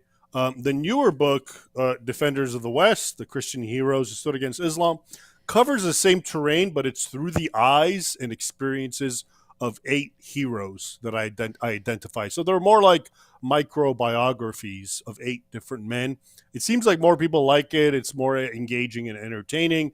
But if you really want the more comprehensive, holistic history, you probably want to start with Sword and Scimitar. And if you like it, which you will, then you might want to go to Defenders of the West. Ray, are you optimistic that Egypt will again be Christian? I don't think so. I mean, hey, I don't know. I mean, for Egypt to become Christian, Islam would have to cease to be a force among men. Well, let's I make mean, it happen. Islam is more entrenched in Egypt than anywhere else. So if it gets overthrown in Egypt, that means it's been overthrown in the world. Okay, which hey, more power to everyone. But I'm more interested in seeing Islam. You know, I think there may be slightly more hope in seeing Islam defeated in, let's say, Minnesota. Slightly more hope. Okay. BB says, is Islam at war with the West? Yes, indeed. Okay. Islam legitimately sounds like Satan worship. Muslims truly act demonic. Well, some certainly do. Tesbot says, I fear that people in the UK still not listening, getting into lots of arguments. Am I overreacting, or has UK gone too far? Has the UK gone too far? You think? The UK, you know, it's such a sad commentary. It's like, you know, if people could speak the truth, and if they, what's happening in the UK is this, because there's been so much censorship and suppression, and you can't say anything what you want. What happens is things start boiling over because you're not letting it simmer. You're not giving it ear. And now it's going to get worse because you tried to suppress it and you couldn't. Now it's going to blow up, and now it's going to get ugly.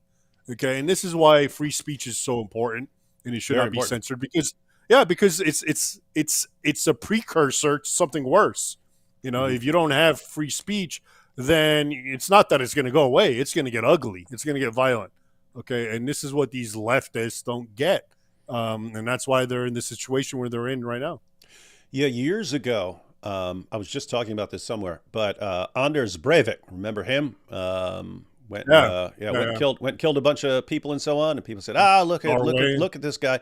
If I actually went through his manifesto that he posted online beforehand, his actual explanation for why he was doing this, he said, growing up in Norway, he was in an area that had lots of Muslim immigrants, and he started seeing how people were treated by these Muslims. And so he started thinking, hey, there's a problem here. So he says he started going to the Muslim sources. He started looking in the 80s, started going into the Muslim sources and seeing the problems. And he thought, hey, this is going to be a serious growing problem, and therefore I should go into politics. But then he said he eventually concluded that going into politics or journalism would be completely pointless because no matter what you say, they're just going to call you a racist. And so he says he gave up any sort of faith in speaking about this, talking about this, going into politics over this, doing journalism. He gave up hope in any of that. And he says he actually learned from Al-Qaeda. If you want to get your point across, you do a deadly shock attack. You just kill a bunch of people, and all of a sudden you'll have people's attention. So my point here is that's what happens when people give up on any sort of peaceful means of going the political route or journalism route or even being able to speak. When all people are going to do is silence you, then people start, okay, nothing peaceful is going to work. Fine, I'll get violent. And then everyone goes, oh, what? Why'd this person get violent? Because he concluded that everything else is a waste of time. So right now, here in the U.S., if I have a problem, if some guy's going to come attack me or something like that, I can call the police and say, hey, police, come protect me from this person. If they're not doing their job, I could take the police to court. You could sue the police for doing the wrong thing and so on. But you can petition your leaders and so on. What happens if, as is the case in the UK, you get to the point where you think actually the government is trying to is on their side attacking us, and the journalists are all part of it too. And well, all I can do now is complain on YouTube or something like that. But oh wait, I'll get banned. And you've got the governments over there calling on social media platforms to silence these people who are talking about what's going on. Well, what do you think is going to happen when you completely obliterate any way these people have that's nonviolent, that's a way of dealing with their frustration? You say, nope, we're silencing you in every possible way. And then shocker that we're getting a violent reaction. But it's like common sense, people. But I think, I completely agree with everything you said, but I think it's more sinister than that, because when the left wants this to happen. Okay. This is the group that it was waiting for any excuse for a lockdown. All right. And when the right, and by the way, I hate using these terms, the right and left, they're so oversimplified and pathetic, but I have no choice because that's the common parlance. Okay. But when the right acts that way, even though it's justified, right, that gives the left all it needs to just enforce martial law and just shut everything down, censorship and everything. And that's the unfortunate aspect. But I'm not trying to say that people shouldn't rise up or shouldn't express themselves, but that's part of the game. Even when you do that, they win. Okay. Yep. And that's because the whole thing is controlled. Okay. They got you by the balls. I mean, let me be honest with you. As long as you play by the paradigm, okay, the current political paradigm, you're going to lose, unfortunately, and that's set up that way. Doesn't matter who you vote for, if you're right or left, Democrat or Republican, or whatever the counterparts are in England and Europe. That's just part of the game, unfortunately. Okay, and when you do what you're doing, rising up and being violent and vocal, etc., that is going to give them the authority to just completely shut you down, throw you in jail, just like January 6th. It's the same sort of thing. So that's, people need to understand it's far more complex now than just saying, okay, we've had enough and we're going to voice our opinion. I mean, that's what they want you to do, because then they'll really have power. Yeah. So you're pointing out that what'll happen is, the government will be against you. Police will be against you. Journalists will be against you. And then, you go out and you break something or vandalize something, and then those same institutions will say, see, the reason this person just did this bad thing is because of these dangerous ideas that are being spread on social media. That's why all these platforms need to crack down on anyone who's saying something we don't want. And that's why we need more laws against what people are allowed to say. And that's why we need to be arresting more people for what they say. And so, they push people until they react in a certain way. And then based on the reaction that they produced, that they caused, then they attack those people even more and use it to suppress them. So, Yep. You got it. So what's happening in England is actually feeding right into what they want, because they're giving them the pretext to completely, push their full weight of the law and just, censorship, lockdowns, curfews, you name it. All right, we've got a little short amount of time left. Let's burn through some of these super chats, and then we'll give our final thoughts. And let's see, it would help if history teachers would just say Islam when they mean Islam instead of using euphemism, code speech. Some of us are dummies and need you to spell it out. Yeah, so instead of saying Islamism or something like this, then David, please check out the video Why I'm Determined to Expose Islam by Naomi Armstrong. I will. If I forget, then remind me. Let's see. The English flag's red cross is the cross of St. George. Before George became a rock star in the Roman army, he was born a Turk. Was he a Turk or was he a Greek? He was a Cappadocian, which predates the Turkish conquest of Asia Minor, so that's anachronistic. Yeah, so it's what is currently Turkey, but he was a Right. Greek in what is now Right. Turkey. Okay. Yes. Is this Islamic attempt to take over the West due to the majority of the people in the West turning their backs on God and bring us more and more out of his protection and instead bring us under a curse? So we're just thinking, lots of people are thinking of it in, even if you're examining the situation, it's, well, people are dumb. But Lloyd here is asking, is there a spiritual issue here? Like you turn away from God and he just says, okay, I'm not going to protect you here anyway. In other words, is it similar to the Old Testament where the Israelites are surrounded by these other groups, and if they turned away from God, he would let the groups come in and Yeah. Yeah. No, I get it. Yeah, I think so. I think that element is plausible and valid. It's, but you can understand it how. But in my opinion, it's because once you turn your back from the Christian ethos and the mores, then you're in a vacuum. This is what leads to relativism, which is what leads to things that are euphemistically called multiculturalism, which is another form of relativism, which means you have nothing to live for. Everyone has something to live for. Muslims have a way. They want to live according to it. Everyone has it, but you don't. And therefore, since you have nothing to live for except material and hedonism, you must acquiesce to their way. Maybe they know something better after all. You have nothing. So I think, I'm putting aside the theological argument, which I think is valid and which I ascribe to. But I'm trying to use a more secular argument, which is in a vacuum where you have no belief, something will fill it. And you have no impetus to fight back if you have no particular belief. Muslims, in our opinion, are wrong. Their belief is invalid, but it's still a belief, and look at how much strength and inspiration it gives them.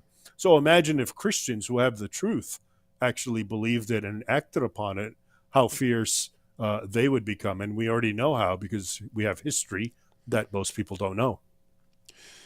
Yeah, so basically two ways of looking at things, Lloyd, that Raymond just went through. So, I mean, keep in mind, we don't know the mind of God, so we don't know if God is actually sitting there going, hey, I'm going to let this group come in and do this because these people turned against me. You can make that case and believe that. So that's one way to go about things. You can make that case and you can draw parallels with the Israelites and so on. But there's a different case that any atheist right now could actually understand. If you, let me put it this way. If you have a group that has sort of stood the test of time, whatever that may be, they've stood the test of time. They've been invaded, they've been conquered, they've been reconquered, and they're still there. They last. There's something about that group that is making it last. So I'm not even talking about true or false right now. You talk about Hindus in India. Okay, they were conquered by all kinds of groups. There's something about Hinduism that is making it last longer than other things are lasting. The Jews were conquered by everyone. Who was there that didn't conquer the Jews at some point? The Jews somehow lasted. So there's something there. Same thing with Christians. Again, we were talking about it earlier. For 14 centuries, Christians said, hey, we are going to resist that. And they did. All of a sudden, you take that away and, we're begging to be conquered and subjugated. Even as an atheist, you should step back and say, wait a minute, maybe there's something there that makes it psychologically strong when other bad ideas come along. And maybe by abandoning that, we're giving up whatever it was that helped these people resist that thing. In other words, if you're one of the new atheists who said, hey, let's just get rid of Christianity and everything will become a scientific utopia, you should be rethinking that really, really seriously right now. Because what actually happened, you didn't get your scientific utopia. You just got a bunch of Christians not taking Christianity very seriously anymore.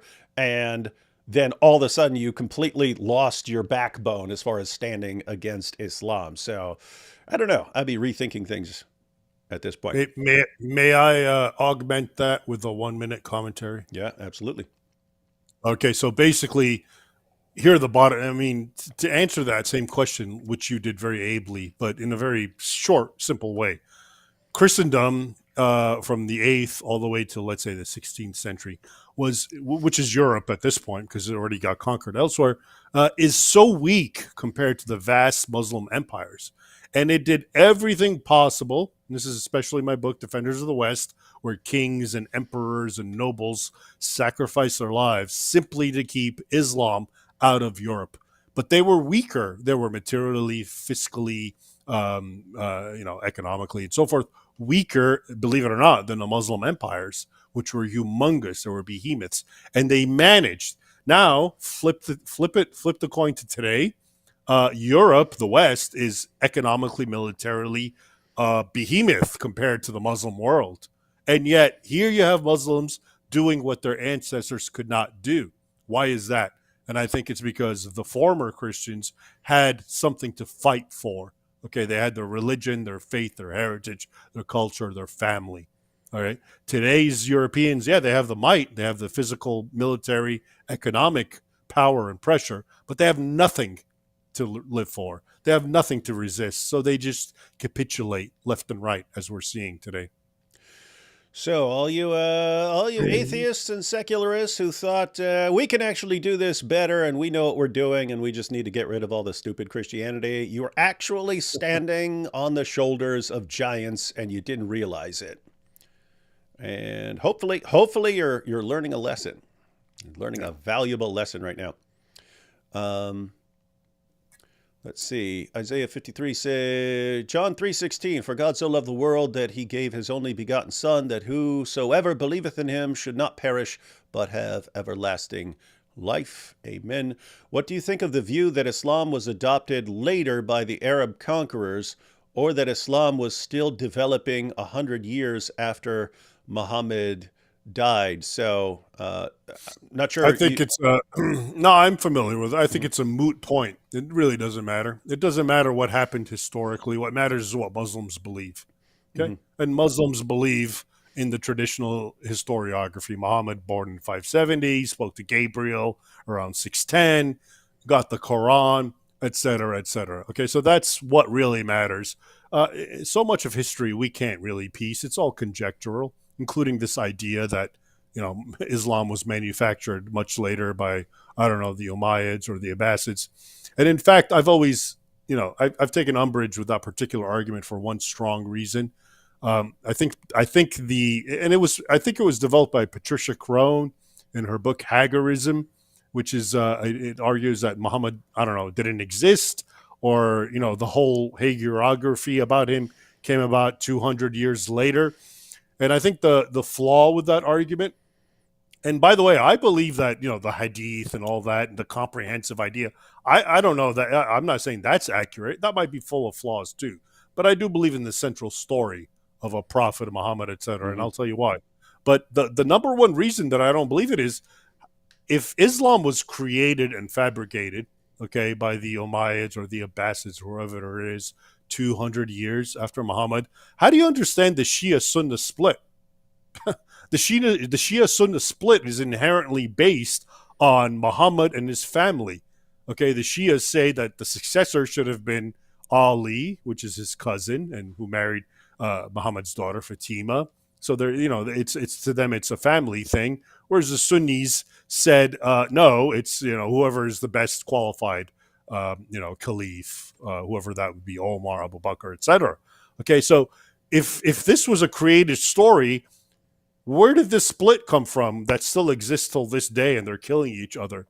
Did someone also create that and create a lie and say, hey, you Sunnis, there's a Shia in here? I mean, that just doesn't make sense. But more to the point, as far as 634, we have, small parchments and which I think are very relevant, of, there's a Jewish scribe who talks about a prophet who has risen in Arabia, and he doubts he doubts that he's a prophet because prophets don't come in chariots. I mean, that's pretty early. That's contemporaneous with Muhammad. So I think it's safe to say there was a figure, whatever his name was, Muhammad, which I know could be an epithet or whatever, an Arabian prophet figure that arose and who really crystallized tribalism, jihad, us against them. And then, but as far as the rest of the of the hadith and so forth, yeah, obviously, I don't know which. I know they have their Sahih, which is the authentic ones, canonical ones, and not. And that also may be bunk. But I think in the broad outlines, yes, you had a prophet in that era who came up with essentially a divisive doctrine. Okay. And like I said, to me, the Sunni Shia thing, I've never heard anyone address that. How could the Sunni Shia split happen unless there was a prophet who had descendants and who had non descendants fighting for rule of the Islamic world, for the caliphate? How could that also be fabricated? Yeah, I have a similar perspective in that I believe the sort of basic outline of the figure Yeah. of this Arabian self-proclaimed prophet.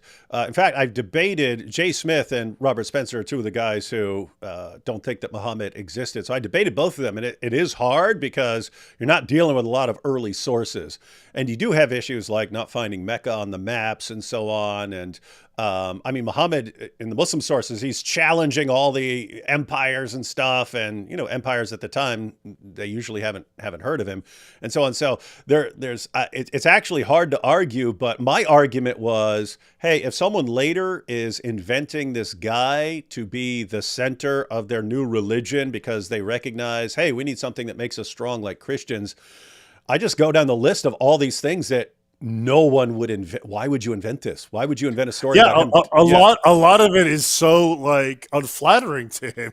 Yeah, the Right? satanic verses. I mean, yeah, he was so Yeah, dumb. yeah. He delivered Why would revelations you? from Satan. If I'm pro Muhammad, I want to foist this, this fabrication. Why would I give you very negative, unflattering hadiths about him?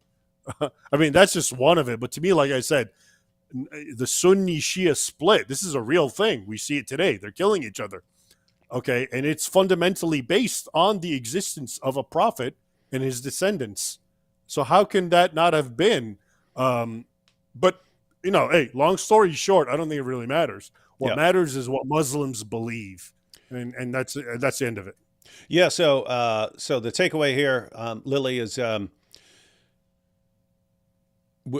Raymond and I and many others, for various reasons, we think the overarching general story is authentic. Yes, later hadiths, obviously, lots of because they're so late, lots of people were inventing things. Yes, that's true. Yeah. But to be fair, there are some difficulties that the skeptics will raise, and I'm talking about like Christian skeptics who are skeptical about the sources, and so they actually have a case that they can make, and I'm totally fine with them making their case wherever they can, because that's how you get closer and closer to the truth. And the end result of that is you find out more and more of what's been made up and what's authentic. But as Raymond's pointing out, it kind of doesn't affect like the practical implications of that worldview. If you have a ton of people who believe that this guy commanded them because he'd been commanded by God to violently subjugate the world, kind of doesn't matter what you think about the historical validity of this. So anyway, yeah, that's a couple of issues there, and hope that helps. It also has, unfortunately, this is one of the reasons I don't like this thesis. It has the unfortunate ramification of making Westerners and non-Muslims take Islam lightly, as if it's built on a bunch of collapsible cards, and one day or the other, Muslims are going to figure out it's fake, and so hey, it's a matter of time. And no, it's a serious 14th century old threat. It's not going to go away that easily. Tezbot here says, any enlightening thoughts on the history of Palestine? Don't know if that's an area you want to go into, or... No, not at this late hour. We got a few minutes. Yep.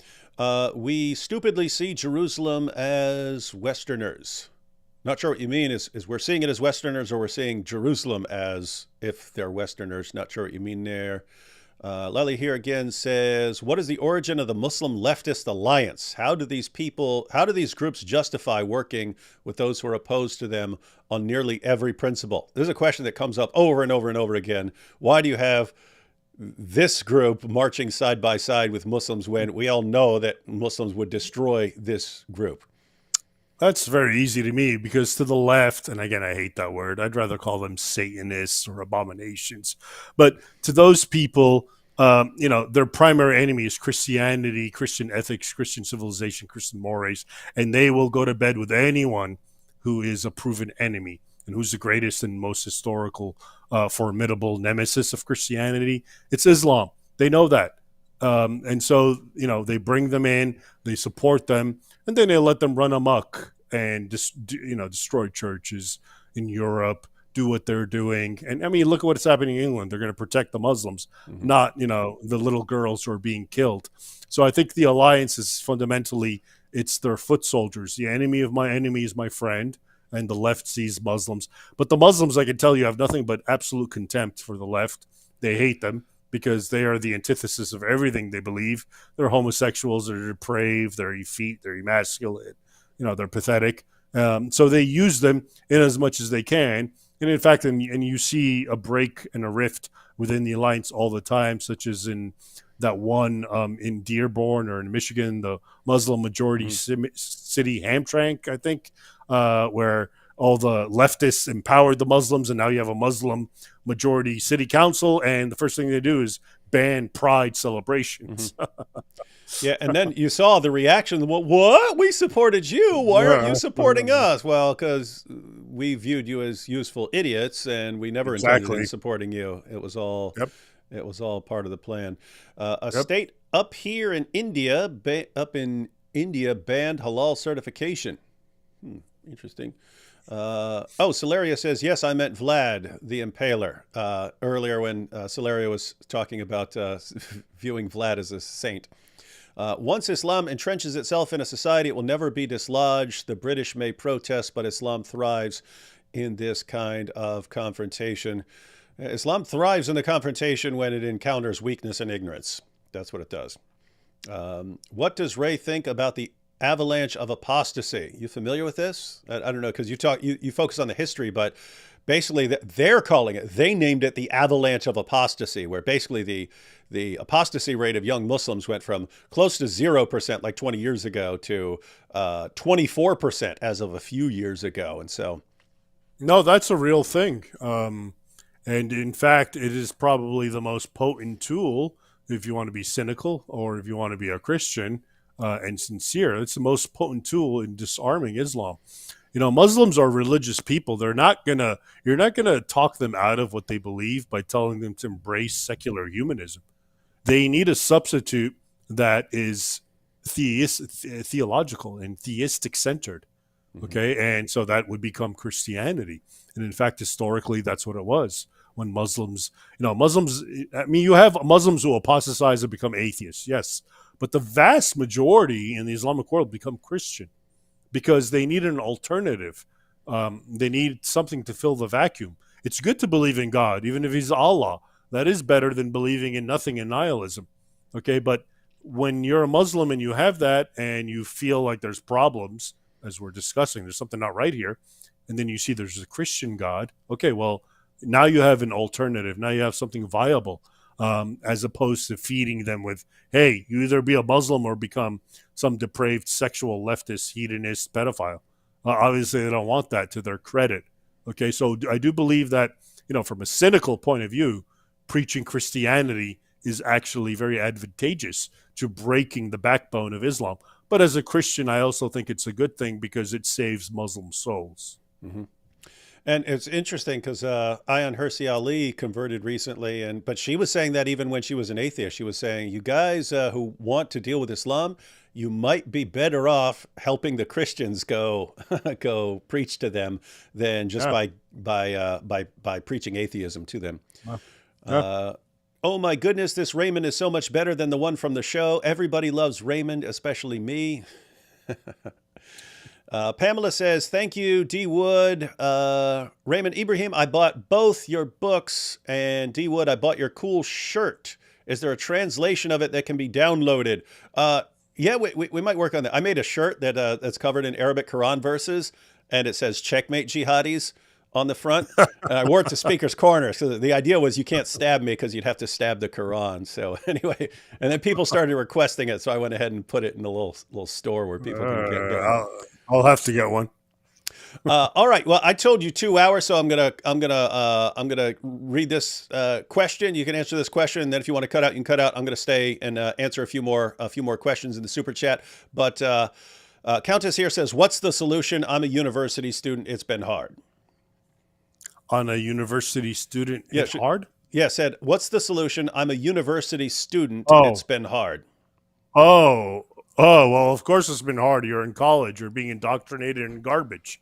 So I understand that.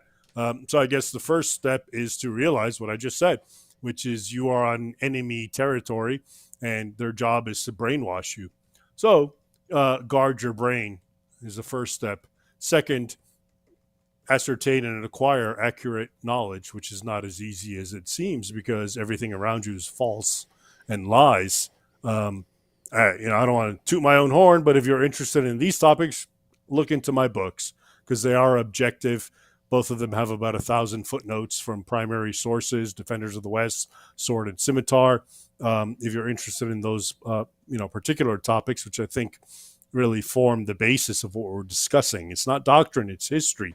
History is the manifestation of doctrine. And I think that's more important than just abstract doctrine in the air. But I understand your point, young person. So just try to disassociate yourself from the indoctrination, which I think instinctively you may understand, and look to and try to read and find more listen to your senses, listen to your instinct, what jibes with you and what makes sense. Because I think that's one of the worst things that's happened to us modern folk is we've been so taught to deny our instinct and our common sense. But, try to listen to your instinct and common sense. It's more right than wrong, especially in the current context. All right. Well, again, I told you 2 hours, so if you want to cut out, you can go. I know you have other stuff to do. I'm gonna continue with a few more questions. But thanks, Raymond Ibrahim. Again, everyone, definitely check out the books. This is not just for your personal, private edification. This is like world-changing stuff. If people do not become informed about the basic history and so on, I don't see a path forward for the entire West. So that's how important it is. It's like D-Day level stuff, ladies and gentlemen. But instead of like storming beaches, you just got to grab some books and actually learn stuff, and then go out and make sure everyone else knows. So thanks to Raymond for joining us. And anytime you want to jump on and share something, Raymond, open invitation. Thank you very much, David. I had a great time, and we'll do it again. You take care. All right. Catch you next time. Bye-bye. All right. A few more super chats, ladies, and then I'll be out as well. Joshua says, please pray for Bangladeshi Hindus and Christians. Yeah, things are going really, really terribly right now in Bangladesh, as far as I can tell. Open season. I haven't seen too much about what's going on with Christians there, but I know it's been open season on Hindus, and a lot of people aren't even paying attention to it because they're focused on what's going on in the UK. So, yeah.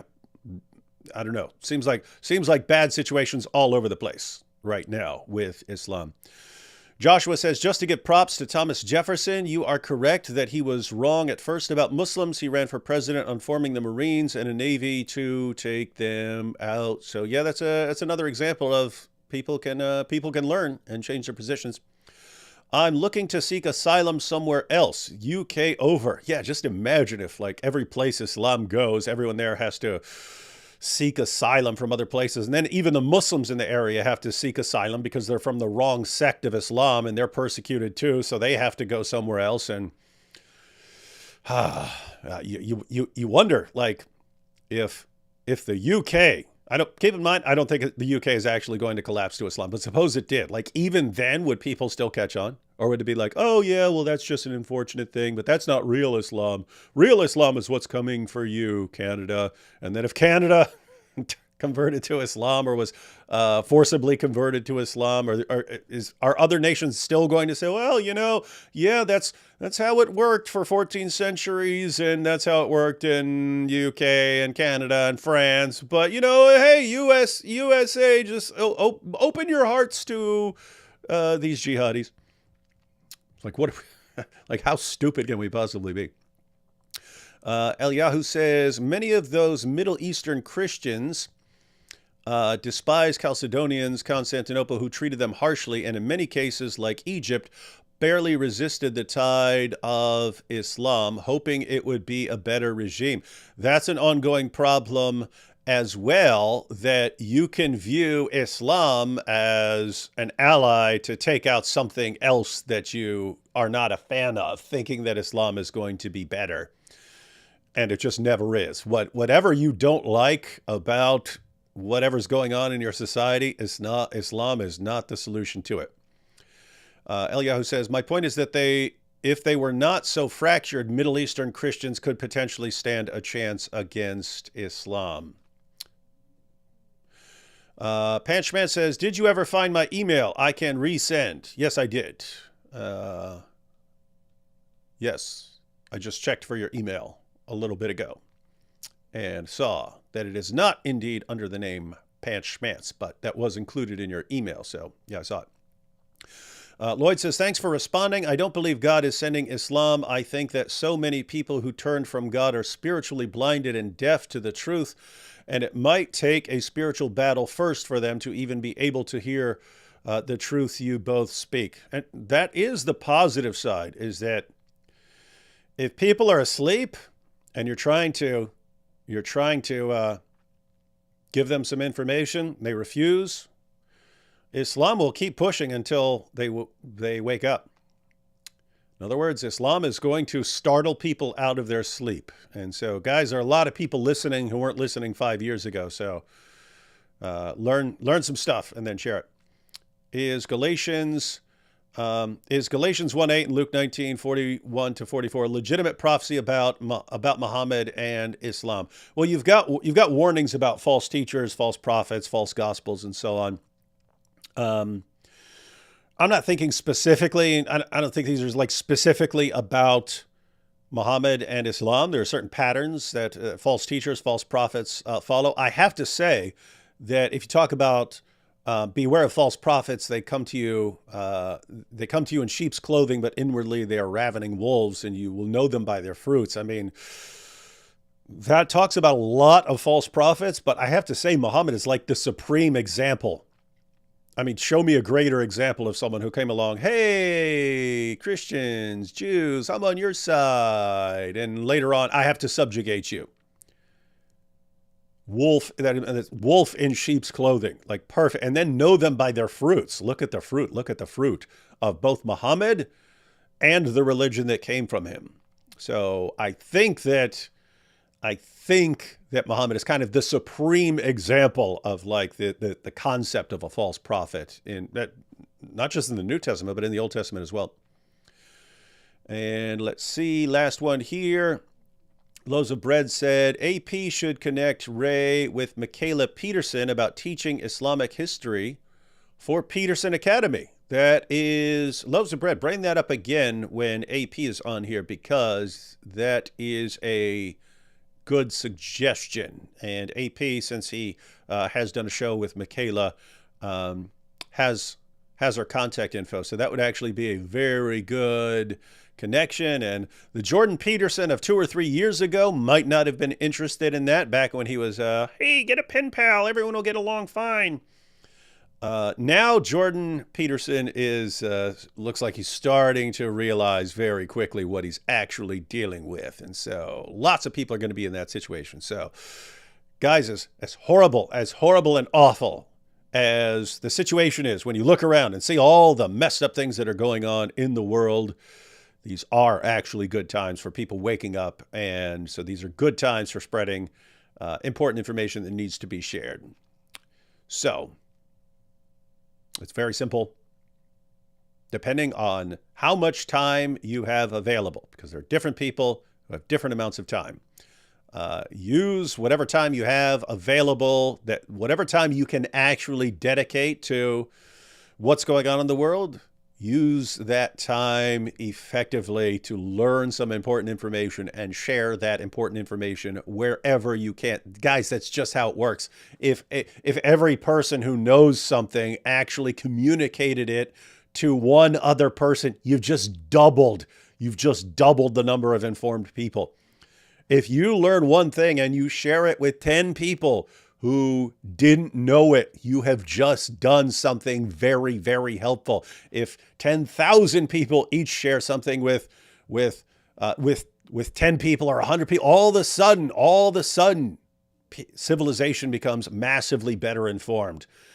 Islam, historically, when Islam cannot spread by the sword, it only spreads in an atmosphere of ignorance. It takes advantage of people's ignorance. So Islam is not in a good position to conquer the world militarily right now.